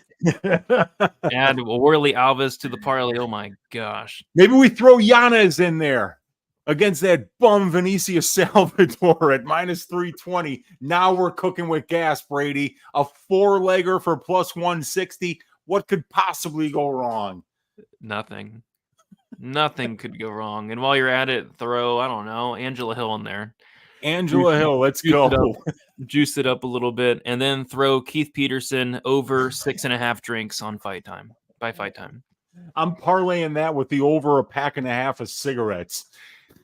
Dude, he gets that done by noon. I mean, he's already done with a pack and a half by noon. Come on, that's a crap line. It's a crap line. We're having too much fun here today, Brady. So we gotta have fun, man. I mean, we're not coming on here not to have fun. So we just gotta try to have as much fun as possible, I say. I agree, man. Absolutely. Yeah. All right, Weezy. We'll move on to the next fight. We have Luana Pinheiro going against Angela Hill. We have Pinheiro is 31 years old, 5'2" with a 62-inch reach. Angela Hill, 38 years old, 5'3" with a 64-inch reach. Pinheiro, 8 years younger. It's going to be Hill with a 1-inch height advantage and a 2-inch reach advantage. Luana Pinheiro is 4-1 in her last 5 fights. She had that DQ win against Rando Marcos. First round knockout win on the Contender Series against Stephanie Frosto. Decision win against Sam Hughes. Decision loss against Michelle Waterson, but the judges gave it to her. And then a knockout loss against Amanda Hebos in the 3rd round. As far as Angela Hill, 3-2 in her last 5 fights. Decision loss against Verna Jandaroba, the very handsome Verna. A decision win against Lupita Godinez. Decision win against Emily Ducote. Decision loss to Mackenzie Dern. And then a decision win against Denise Gomes. And yeah, I mean, I think it's a good spot for Angela Hill. The only thing is, I mean, we're talking like this is a strawweight that's at 39 years old, and Angela Hill, who's had a million fights at this point. She's been fighting forever. But still, even at 39, like she's looking pretty dang good. She put off the upset against Denise Gomes, who had some hype her last time out. Denise Gomes went out there and knocked out that Haregi fighter, which, a lot of hype was on her. So Angela Hill put off that upset there. And I think this would be a good spot for Pinheiro if she had, the ability to fight for 3 rounds, but she just clearly doesn't. I mean, she's slowing down in every single fight. In the Sam Hughes fight, she's slowing down in the last 7.5 minutes. Against Michelle Waterson, she does nothing in that fight. Slows down in the last 7.5 minutes against Amanda Hebos. Looks really good early. Slows down in the last 7.5 minutes. She has a ton of power. And like I said, if she has cardio and if she could keep that pace, that power throughout the full 3 rounds, I'd probably pick her here, just landing the bigger shots. But I got to go with the 39-year-old strawweight just because I like her cardio. I like her output. Outside of Pinheiro, like knocking out Hill, which I don't think Hill's ever been knocked out. I think Hill should win a decision. I think it will be close, though. I think it should be a close line just because I feel like Pinheiro early on is going to have some success. She probably will land some big shots. She has a ton of power. It's just the cardio that I don't like. Can't trust her cardio. So I like Hill, but maybe like a Hill live bet could be something interesting because I do think that Pinheiro will slow down as the fight goes on. Weezy, what are your thoughts on this fight here?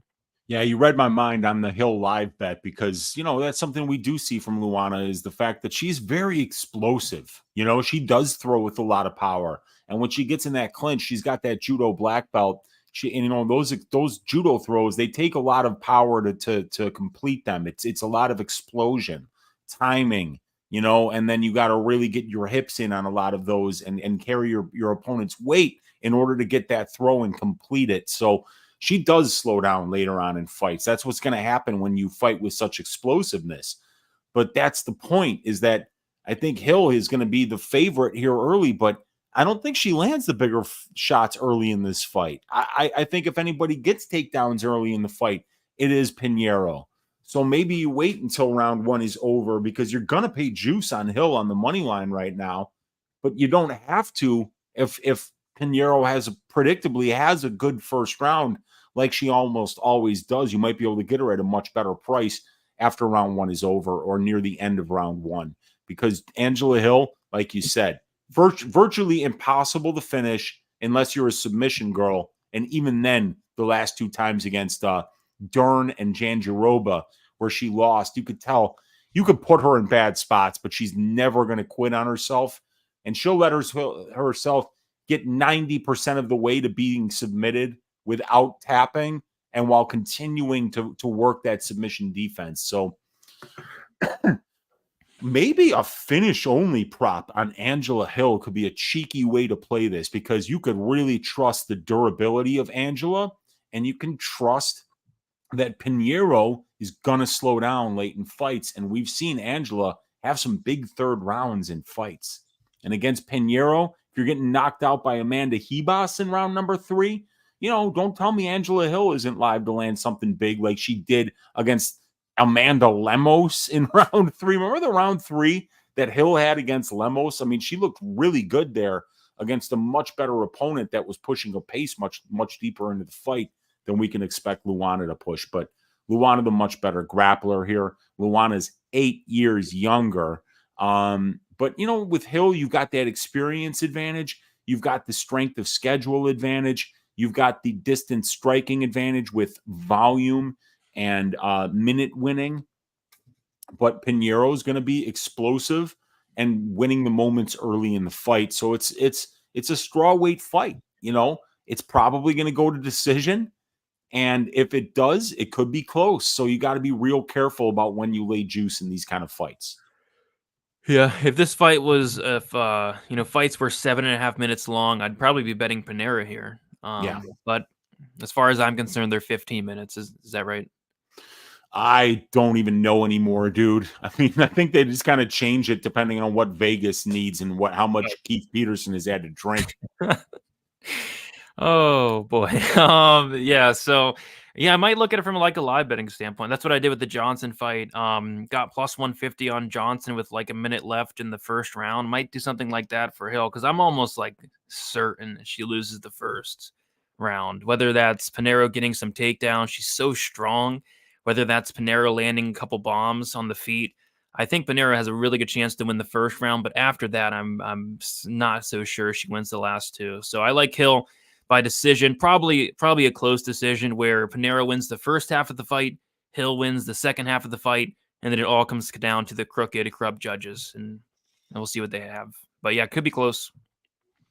Yeah, they've already given one to her, right? I mean, Michelle Waterson-Gomez fight was pretty close, but the Karate Hottie did not get the nod. Yep, she didn't. I bet on Waterson that fight. Plus 150. I got a great line on it, too. That kind of hurt in that fight. Believe it or not, Waterson outlanded Pinheiro 61-44. Outlanded her in every single round, even 22-10 in the third. But Pinheiro did land the harder shots. Waterson has no power. I get it, but geez. So yeah, Angela Hill in the live bet for me.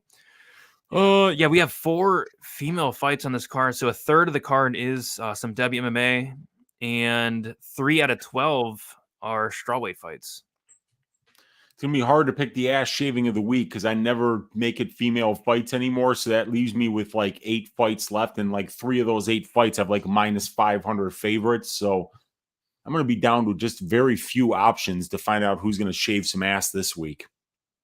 Yeah, you might have to go with like a Yanez. I mean, he's going to shave ass. Nolan's going to shave ass too, man. Yeah.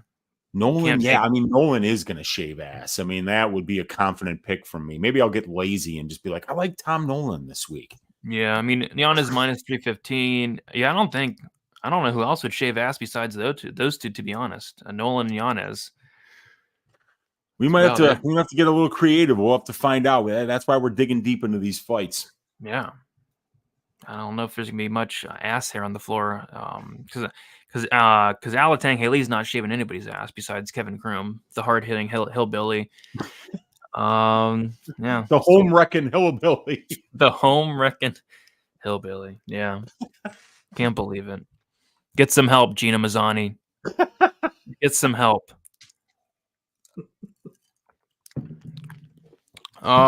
We got Mushroom in the chat. What is up, Mushroom? What's up, Mushroom? All right. Vinicius Salvador versus Adrian Yanez, Brady. Let's do it. We have Adrian Yanez versus the guy with the weird haircut. We got Adrian Yanez, 30 years old, 5'7" with a 70-inch reach. Vinicius Salvador, 27 years old, 5'7" with a 70-inch reach. Adrian Yanez, 3-2 his last 5 fights. Knockout win against Randy Costa. Decision win against Davey Grant. Knockout win against Tony Kelly. Knockout loss against Rob Font. And then a knockout loss against Jonathan Martinez. As far as Vinicius Salvador, had a knockout win against Shannon Ross on the Contender Series. Dropped him like 3 or 4 times. Had a decision loss against Victor Altamirano. And then had a decision loss against CJ Vergara. So Weezy does a lot of great things. But I think the best thing Weezy does is he's really good at picking out the phonies. And when Weezy says there's a phony in the UFC, I listen, I take notes. He I think the most popular one was Denise Bondar. Weezy was all over it from the jump. I was like, this guy's not bad. This guy's not bad. But Weezy called it. He was a phony. He was a fraud. And Denise Bondar goes 0-3 in the UFC, gets finished, and I believe in all those losses. And then Weezy also called Vinicius Salvador a phony. And thus far, Weezy has been correct. He's 0-2 in his first 2 UFC fights. A decision loss to Victor Altamirano and CJ Vergara. And now he's taken on Adrian Yanez. So this is just a massive step down in competition for Adrian Yanez, going from Jonathan Martinez and Rob Font to a phony. And as far as Vinicius Salvador, this is a pretty big step up in competition. You know, CJ Vergara, he's decent. Victor Altamirano, he's decent, but this is a step up nonetheless. This should be a get right spot for Adrian Yanez. He is coming off of back-to-back knockout losses. But, you know, typically he's a durable guy. I know he got knocked out by Rob Font. That was weird. The knockout loss against Martinez was mostly due to leg kicks. But I feel like this is a spot where Yanez gets back on track here and potentially finishes Vinicius Salvador as well. Especially if Vinicius Salvador shows up with that just terrible haircut. You know, one of the worst haircuts I've ever seen in my life. So, Weezy, do you still think that Vinicius Salvador is a phony, or, you know, has he impressed you thus far in the UFC? I mean, if I'm being honest, Brady, he's looked a little bit better than I thought he would coming in, you know, because of the fraudulent record coming in. You know, I mean, if you're and he was 14-4 coming into the UFC, and you're fighting 0-0 guys in your 3 fights before the Dana White's Contender Series, you're purposely trying to take easy fights because you feel like that's your only way in. But if that's the way you want to get in the door, once you get in that door, you're going to get your ass shaved. And he won a round off of Altamirano. I think he won a round off of Vergara as well, actually. But now he's fighting Adrian Yanez. And I'm not a fan of Yanez either. To be brutally honest, I never thought this guy was much good at all. I thought he was a one-dimensional boxer with no ground game. And I kept bitching because they kept putting him in there against guys who have never shot a takedown in their entire lives. And they're doing it again. I mean, he's never fought a grappler. We got Vinicius Salvador. Before that, Jonathan Martinez, pure kickboxer. Rob Font, pure boxer. Tony Kelly, pure kickboxer. Davey Grant, great submission game, but has never shot a takedown. Randy Costa, pure kickboxer. Gustavo Lopez, bum. You know, and I don't remember who he fought for before Lopez, but he's just not, he's not fighting guys that are going to wrestle. And this is the same case here. But now when you give Yanez the fight that he wants, you know, where it's going to be a distance striking battle, and he can use those fast hands, that good footwork, those really good fundamentals to just fight his fight, the only fight that he's comfortable fighting, then this guy goes out there and he styles on these hoes, Brady. I mean, he destroyed Tony Kelly. He had a really good performance against a very, very tough and experienced veteran in Davey Grant. You know, and before that, he's destroying Costa, has a good win over Lopez. You know, he's going out there and he's finishing a lot of these guys too, Brady. You know, he's showing that finishing ability, finishing 4 of 5 UFC wins. So it's impressive. And I think that he's going to do that exact same thing here to Vinicius Salvador. Salvador's an unorthodox striker. He could potentially give Yanez some problems just because it's very hard to emulate this dude's style. And he could catch you with some wild shit. And we've seen Yanez knocked out in both of his UFC losses. So I do suppose that there is a chance that, you know, everybody's got a puncher's chance, Brady, in this sport, right? So Salvador could catch him with something, but I really don't think that this is the UFC has been trying to do Adrian Yanez as many favors as possible, trying to give him the easiest path possible for his skill set to the top of the bantamweight ladder. And he's had 2 hiccups. But when they give you, after Rob Font and Jonathan Martinez, Vinicius Salvador, it tells you all you need to know about the UFC's commitment to trying to get this guy a win. And I mean, if he fucks this up, he should pull a Jimmy Crute and just take his fucking gloves off in the cage. Because if you can't beat this dude, then it's time to hang it up and get an announcer's job. Yeah, when I saw this fight was booked, I laughed. It's like, yeah, I was like, man, I mean, Yanez is going to be a massive favorite here. Like they're really trying to do him a favor in this one, really trying to. Yeah, I mean, they tried hard, and this is, like, I think they told him, please don't fuck this up. He's gonna have to try. I mean, he's gonna have to try to fuck this one up, I think. But yeah, this line's a little bit closer than I anticipated. Yanez opened up minus 245. He's now minus 320. And then we have Vinicius Salvador, who opened up plus 310. He's now plus 270. I think if that Font and Martinez fights don't happen, I think Yanez is probably minus 1,000. But the fact of the matter is, they did happen. He did get finished, but this is just a big step down. So yeah, I like Yanez here. The over under set at 1.5 rounds. The over 1.5 is minus 171, and the under 1.5 is plus 141. I think the under could be interesting. I think I would like a 2.5, a little bit more. I know Yanez did knock out what's his face in the first round, Tony Kelly. But typically, Yanez is a guy that kind of breaks you down with the body shots. He's kind of a slow starter, takes a while to get going, and then finishes you in like the second or third round. He finished Gustavo Lopez in the third round, finished Randy Costa in the second round. So I could see like a later knockout, but I think a knockout presents itself nonetheless at some point in this fight. Yeah, I think violence is decent in this fight. Salvador's been finished a bunch. He's been finished in 3 losses, 2 by knockout, 1 by sub, and then even Yanez has been finished in back-to-back losses. So I think some type of violence might be interesting. Yanez by knockout might be interesting, but that's kind of how I'm looking at it. Yeah, and one other thing we need to bring up here, dude, is like not only is this guy Salvador 0-2 in the UFC, he's 0-2 against mid-range flyweights. Yeah. Now he's moving up to bantamweight. Yeah. And he's going to be fighting Adrian Yanez. So, I mean, like, I think that this is the UFC giving Vinicius Salvador his walking papers. Yep. It's a fight that Yanez should not lose. Hopefully he doesn't lose it. So we'll see. Yeah. Right. Yeah. He better not, like I said, he better not blow this one. Otherwise it's time to hang him up. Yeah, absolutely. All right. A couple more fights to go. We have Themba Gorimbo going against Ramiz Brahimaj. We have Themba, who is 33 years old, 6 foot with a 76.5-inch reach. Brahimaj, 31 years old, 5'10", with a 72-inch reach. We got Brahimaj is 2 years younger. He's going to be a 2-inch height disadvantage and a 4.5-inch reach disadvantage. Themba is 3-2 in his last 5 fights. He had a submission loss in his debut against AJ Fletcher, beat Takashi Sato by decision, and then knocked out Pete Rodriguez in the first round in like 60 seconds or less.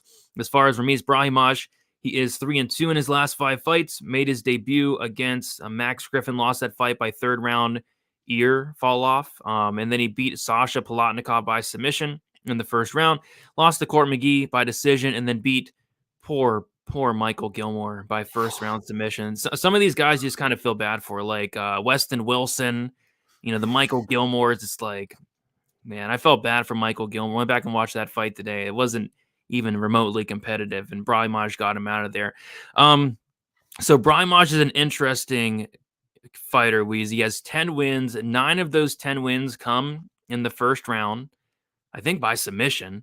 And then he also has 1 win in the second round by submission. So this is a guy that has not won a fight in a fight that's went over 1.5 rounds. He's really good early on, at least. I mean, this guy has solid wrestling, really good grappling. He was able to take down both Gilmore and Sasha and finish him very quickly. Themba's a guy that he's making rapid improvements, it looks like. Like, you'll watch some of his fights outside the UFC. He's making a ton of mistakes. He's submission over position. He's getting reversed. Even like Fletcher reversed him several times. I think even Sato took him down a couple times. But yeah, submission over position. He's getting taken down. No takedown defense. I don't think he has the best durability, the best cardio. But since then, he has moved to MMA Masters. I'm not sure when he did. I think it was around like the Fletcher fight. And since then, I do think he's been making some improvements. The Sato win, it's Sato, but it was a good win. And then obviously knocking out Pete Rodriguez. It's Pete Rodriguez, but good win as well. This is kind of a tricky fight. We have not seen Ramiz Brahimaj in a very long time. It's been over 2 years since we've seen him. I wonder why. I wonder what's going on with the guy. And as far as Themba, it's only like a 10. It's like a 2 month. No, 3 month. Yeah, 3 month layoff for Themba. So, any idea why Ramiz has not been in there in such a 2 years? I don't know. Let's see if he had any fights canceled between now and then, Brady. Yes, 2 of them. So he was supposed to fight 5 months after the Gilmore fight, and he pulled out of a Michael Morales fight. Smart move. Smart. And then he was supposed to fight about 6 months after that, and he got injured and had to pull out of a Carlston Harris fight. Smart move. And now he's waited and he's bided his time, and he got Themba Gorimbo, a much easier matchup than Michael Morales or Carlston Harris. So he might either be lazy or he might be the smartest tactician that the division has right now, because he definitely got a much more winnable matchup in this fight. And it's interesting, right? Because we know that Brahimaj can grapple.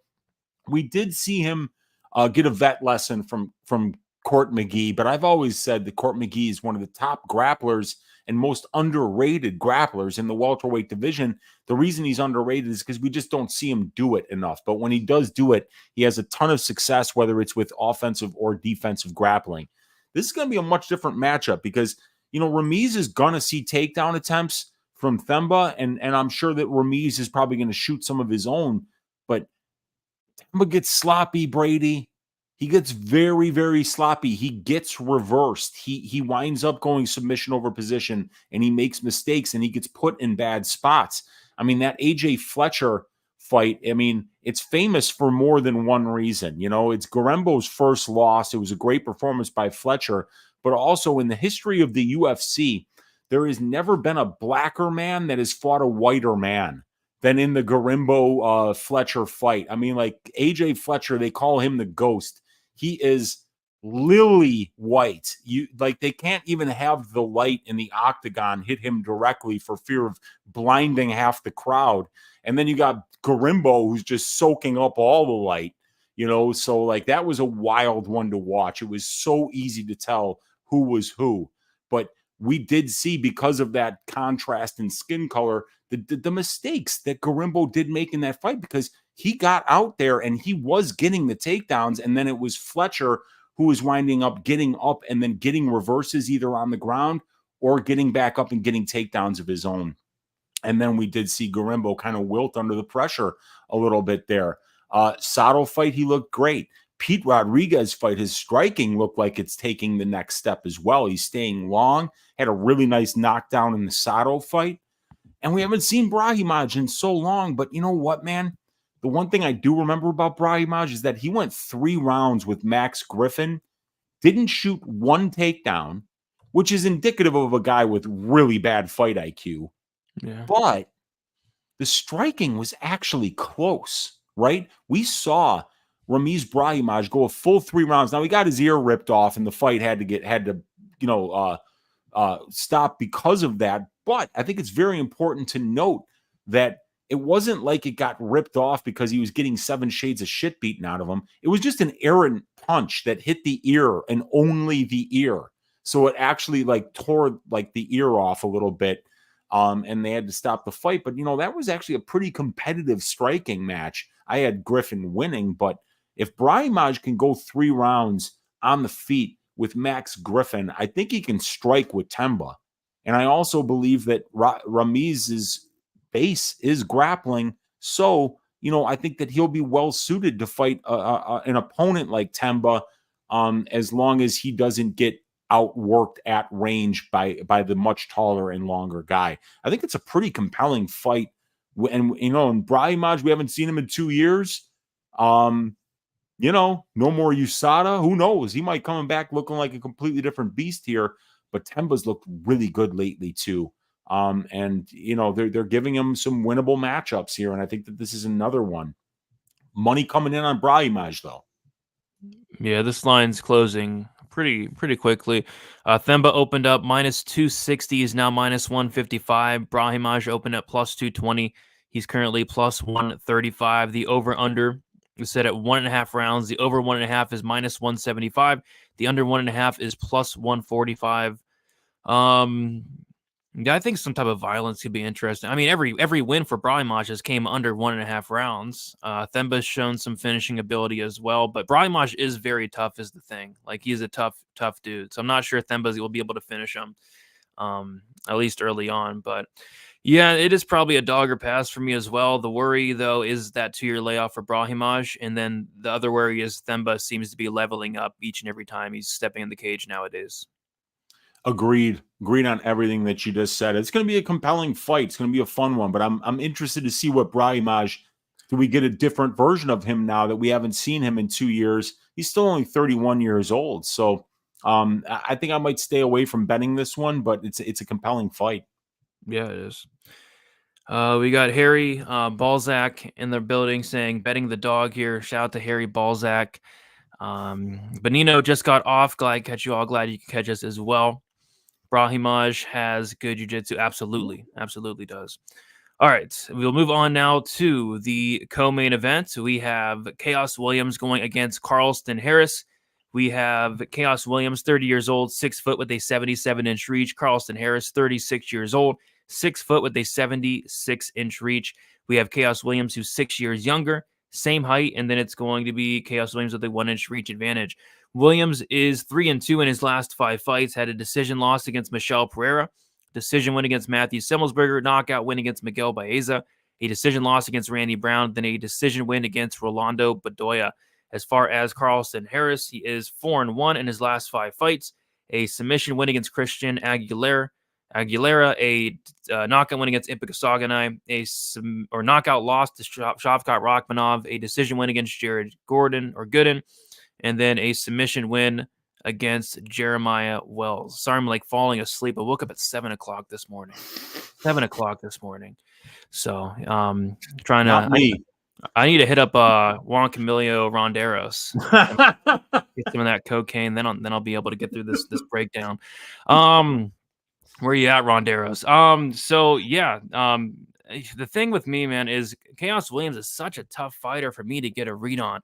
Prior to the UFC, he was decent. He's a big guy, physically strong, has some power, but he wasn't really knocking fools out left and right. And then he comes into the UFC, and then he's like starching guys in 60 seconds out of nowhere. It's like, who the heck is this guy? He went out there and beat Alex Morono. It was on short notice. He came in there short notice. He knocks out Alex Morono in 27 seconds. Like, that's not easy to do. Like, Morono's a veteran. He's been in there with a lot of great guys, and he finished him in 30 seconds. And then he goes out there against Abdulrazak Al-Hassan. I'll never forget this fight because when they were doing the intros, the camera pointed to Khaos Williams, and he was like foaming out of the mouth, like literally foaming out of the mouth. I was actually concerned because he was like he had rabies or something. And then he went out there, and then he knocked out Abdulrazak Al-Hassan in 30 seconds as well. And prior to that, Abdulrazak Al-Hassan had never been knocked out. So back-to-back 30-second knockouts. Then he loses a close fight against Michel Pereira. He beats Matthew Semmelsberger. He knocks out Miguel Baeza in the 3rd round, loses a very, very close fight against Randy Brown, and then wins a very, very close fight against Rolando Bedoya, a fight that arguably could have went to the Bedoya side. So I just don't know how to feel about Khaos Williams, but he's good. A good volume, good takedown defense, little hittable, but he has a chin to back it up. Carlston Harris is a guy that I know you're a fan of. I'm a fan of as well. This is a black belt in BJJ, a guy with just really unique striking, just like looping punches with a ton of power. The wrestling solid as well. The cardio solid. That last win was awesome against Jeremiah Wells, where Wells took him down, pretty much dominated him for the majority of the fight, got probably close to 10 minutes of control time there. And then Carlston Harris got that anaconda in the 3rd round, his signature choke, and got that come from behind win there. He beat Jared Gooden, taking him down. He knocked out Impa, beat Christian Aguilera, and then his only loss comes against Shavkat Rakhmonov by knockout. So I think this is a very high level fight, but a fight that I'm kind of struggling with. Weezy, what are your thoughts on this one here? Yeah, it's hard because Khaos Williams has been so good in the UFC. He's 5-2 thus far, and he was a person that we really didn't know much about coming in. And then he gets those 2 knockout victories. He loses a close fight to Michel Pereira. He beats Semmelsberger. He knocks out Baeza, loses a close fight to Randy Brown, who's 10-4 in the UFC. And then, he comes in against Bedoya, who's a favorite against him. And he wins a fight, but it's a very close one. So, he's kind of overperforming against really good fighters, and then he'll have closer fights against guys that maybe he shouldn't. And then he's knocking out dudes that you don't expect him to be getting knockouts against. So he's a hard dude to figure out, but I'm a big fan of Carlston Harris. It's wild that his striking is effective because it looks awful. It just the way he throws punches, it looks like his striking coaches gave up on him years ago. Yeah. You know what I'm saying, dude? Because he's got natural power. You can tell by the sound that it makes when he's landing these punches, but it doesn't look like he knows how to throw a punch. But there's just something about the way that he throws that it's very hard to emulate, and it's very hard to time. It's like he's throwing change-ups in there sometimes. It's like sometimes he's kind of coming straight, sometimes he's coming way around, and sometimes he doesn't even really wind up. He just kind of comes in, and either any way that he lands, it seems to be hurting people. And Carlston is the kind of fighter where if he doesn't like how it's going with the striking, he could just say, you know what, I'm going to cling to you. And I'll cling to you on the fence. I'm longer than you. I'm strong. He gets those chokes. He can kind of like pull you on top of him. He can get trip takedowns and body lock takedowns from the clinch. And when you watch the Jared Gooden fight, for instance, Carlston just strikes with him in the first round. And it's close. They have some back and forth exchanges. Carlston eats a couple of shots. He lands a couple of big shots of his own. But in the second round, he decides, you know what? That was close. I don't know who won that round. I'm going to wrestle him. And then he just dominates Jared for the last 10 minutes of the fight by just sticking to him like glue the entire time. And the thing about Khaos Williams, Brady, this guy has not fought a grappler yet at the UFC level. Not once. Abdul Razak Al Hassan never shoots takedowns. Alex Morono is a Brazilian Jiu-Jitsu black belt who's never shot a takedown. Michel Pereira is a pure striker. Matthew Semmelsberger is a pure striker. Miguel Baeza is a Brazilian Jiu-Jitsu black belt who is a pure striker. Randy Brown has got some really good Jiu-Jitsu, but he never wrestles. And Rolando Bedoya will mix in some wrestling, but it's not really his game. He's a volume striker. Now he's fighting a guy who might wrestle fuck him.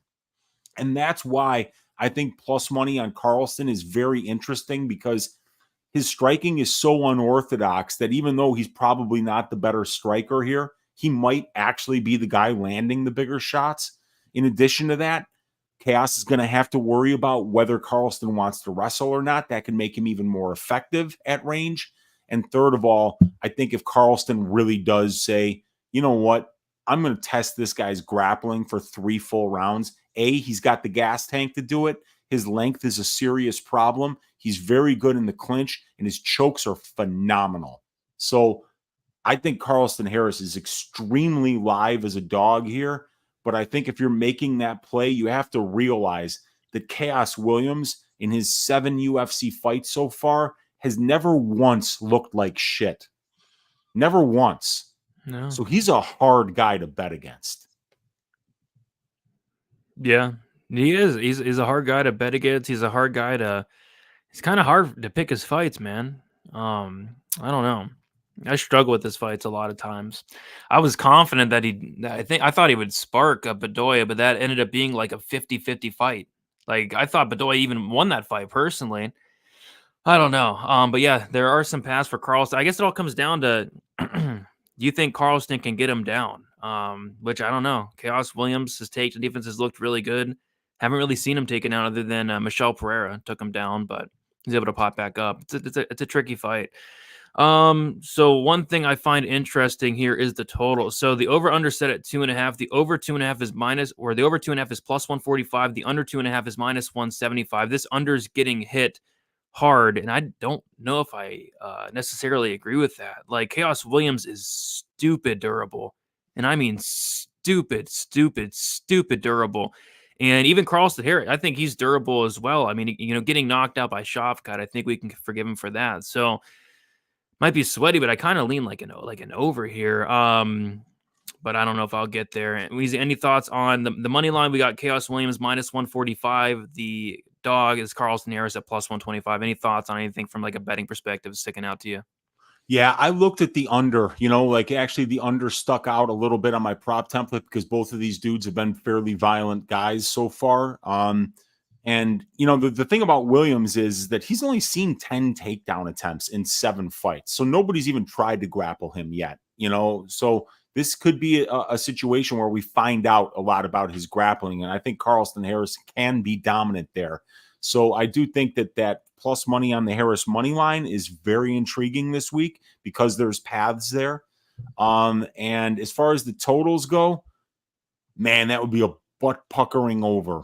That would be a butt puckering over because that Khaos is always live for a knockout and that Carlston is always live for an anaconda choke. Yeah, it's one of those where both guys are really dangerous and good finishers, but both guys are durable. One of those fights. 8 losses combined, 6 of 8 by decision. The 2 knockout losses come on the Carlston Harris side. But yeah, Williams never been finished. But yeah, like you said, if Harris does get it to the mat, maybe that could change. So yeah, I don't know. It's one I don't feel amazing about. Khaos Williams stares at his opponent like he's ready to commit a homicide. Yeah, it's quite terrifying. I'm shocked they let that guy in the cage. I mean, that Al-Hassan intro was scary. I mean, I was terrified, and I wasn't even in the cage. I was just watching. I was terrified. Wake up at noon like a normal person. Trust me, I wish I could, but with a baby, that is not possible. And I try telling him, like, dude, let's sleep at least till 8 or 9. But no, it's like 6 or 7. Like, come on, like, what are you doing? Got to get that kid a job at the coal mines, tire him out a little bit, and then that way he'll sleep in a little bit later at night. I know. I'm trying, working on it, but maybe one day I'll be able to sleep in. Maybe one day. It'll come soon enough. You won't be able to get that kid out of bed. In 18 years, I'll be able to sleep in. Yeah, that's right. Exactly. Years. Enjoy it. I'll be like 40 something. So that's something to look forward to at least. Heck yeah. All right, we did it. We're now at the main event. If you guys have not already, be sure to like the video. Let's get those likes up. We do appreciate the likes, and also subscribe here to Pub Sports Radio. Almost to 30K subs. Road to 30K. Heck yeah. We have Lerone Murphy going against Edson Barboza. We have Lerone Murphy, 32 years old, 5'9" with a 73-inch reach. Edson Barboza, 38 years old, 5'11" with a 75-inch reach. Murphy, 6 years younger, 2-inch height disadvantage and a 2-inch reach disadvantage. Edson Barboza 3-2 in his last 5 fights. Knockout win against Shane Burgos. Knockout loss against Giga Chikadze. Decision loss against Bryce Mitchell. Knockout win against Billy Quarantillo, and then a decision win against Sodiq Yusuff. As far as Lerone Murphy, 5-0 in his last 5 fights. Knockout win against Ricardo Ramos. Decision win against Douglas Silva de Andrade. A knockout win against Makwan Amarikani. Decision win against Gabriel Santos, and then a decision win against Joshua Culibao.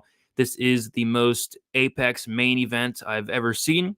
With that said, though, I think it's a really good fight. I'm looking forward to it. How about Barboza in his last fight, man? This is a guy that was 38 years old, just took an absolute beating in the first round against Sodiq Yusuff. 10-8 round. I think Bisping was even saying it was like a 10-7. And I think one of the other announcers were like, what are you talking about, dude? It was like a 10, it was a 10-8 or 10-9. But yeah, it was a clear 10-8 round.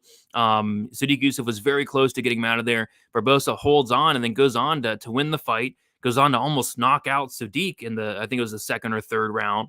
And yeah, it showed at 38 years old, he still has a lot left in the tank. I was kind of surprised to see that Barboza was able to go the full 25 the way he did. His cardio did hold up, and he had success the later the fight went. And he went out there and just landed a ton of strikes. Both guys did, really. But Barboza went out there and landed 164 significant strikes across 5 rounds, which was just ridiculous. He's going against Murphy, who is undefeated, has never lost. He did have a draw. I believe that was his debut. That was that weird card. It was UFC 242, Khabib Poirier, where where were they at? Oh, they were in Abu Dhabi. And I remember the arena, they didn't have air conditioning in the arena or whatever. And it was 100-something degrees in there, and everybody was gassing out. And that's what happened in this fight there. To Hugov, dropped him in the first round, was beating the brakes off of Murphy in the first round, got a 10-8 round, and then that's what happened, right? And then Murphy won Murphy won the second and third round there, and then ended up being a draw. And then after that, he goes on to win 5 wins in a row and look good doing so. Yeah, it's an interesting fight. I mean, this could be one of those USADA situations. Barboza, 38 years old. You wouldn't expect a 38-year-old featherweight to go out there and perform at this level still. But, I mean, we just saw Diego Ferreira go out there at 39 and look career best. Maybe we see Barboza turn back the clock and look career best here. But, yeah, Murphy's really good. I think he's well-rounded everywhere. I like the striking. I think he can mix in some takedowns as well. It's Murphy or pass for me, but Barboza I don't think can be counted out here, hence why the line is as close as it is. Weezy, what are your thoughts on this fight? Yeah, so it's interesting, right? Because with Barboza, you've got the bigger guy, 2 inches taller, 2-inch reach advantage. You got the much more experienced guy, 21 more fights overall, 240 more minutes of cage time, well over 20 fights at the UFC level. If you go back before 2013, almost 250 more minutes in the cage. And then Barboza, the better striker, flashes a lot of power. And he's fought the better brand of competition here. And with Murphy, you got a guy who he doesn't fight much, man. I mean, he's 13-0, 14 fights in an almost 10-year career. Well, doesn't he keep getting run over and stuff? Yeah, dude. Like he got shot like 3 times. He's still got bullet fragments in his head. That's why they call him the Miracle, because he survived like a shooting that he should not have survived. And then, yeah, he just doesn't fight much. I mean, he's never won by submission. He's never lost by submission. He's 7-0 to the KO. He's got really explosive striking. He's got a really good grappling efficiency rating, Brady. He gets 1.3 takedowns per 15 minutes, but allows 3.7. He attempts 2.8 takedowns per 15 minutes, but his opponents are attempting 7 against him. But yet he manages to win over 65% of the control time positions. He's out-controlling his opponents 33% to 17%. So he doesn't grapple offensively much, but he wins the majority of the control time positions. And he's fought a decent level of competition in his own right. It's just a notch below what Barboza's been facing lately. But the thing about Murphy is that he's 6 years younger, and he is the much more explosive athlete, I think, at this point in both of their careers. And I think that we can see Lerone actually mix in the grappling and maybe win some minutes in the grappling exchanges in this fight. And on the feet, I don't think he's going to be that much. I don't think he's going to be at a big deficit on the feet because he's such a phenomenal athlete, undefeated fighter. But the Santos fight, I thought he lost that one. And then there was that weird fight against Tukhugov in the debut as well. But yeah, man, we could I think a post USADA Lerone Murphy could be very interesting. Because the guy was already a great athlete and a very good fighter, very well rounded. But I think I like Lerone Murphy here actually. Yeah, I'm picking him to win. Not sure I'll get there. I probably would get there if it wasn't for seeing Barboza's last fight. Just seeing him go 25 minutes was super impressive. Like the pace that he was able to keep. You don't expect a guy like Barboza, a guy that looks like a skeleton at weigh-ins. I mean, he cuts way too much weight to get down to this weight class, to go out there and go 25 minutes the way he did. If I didn't see that, I probably would be on Murphy, but he's proven that he could do it. He's proven that he can go 25 minutes, and Murphy has not yet. Absolutely. Yeah. This is the most Apex main event ever, like you said, man. Yeah. And, but it should, like you said, it should be a fun fight. And Lerone Murphy still an exciting prospect, even though he's only 32, even though he's 32 years old now. It's just, he's still only got 6 UFC fights. And I mean, and that's in how long?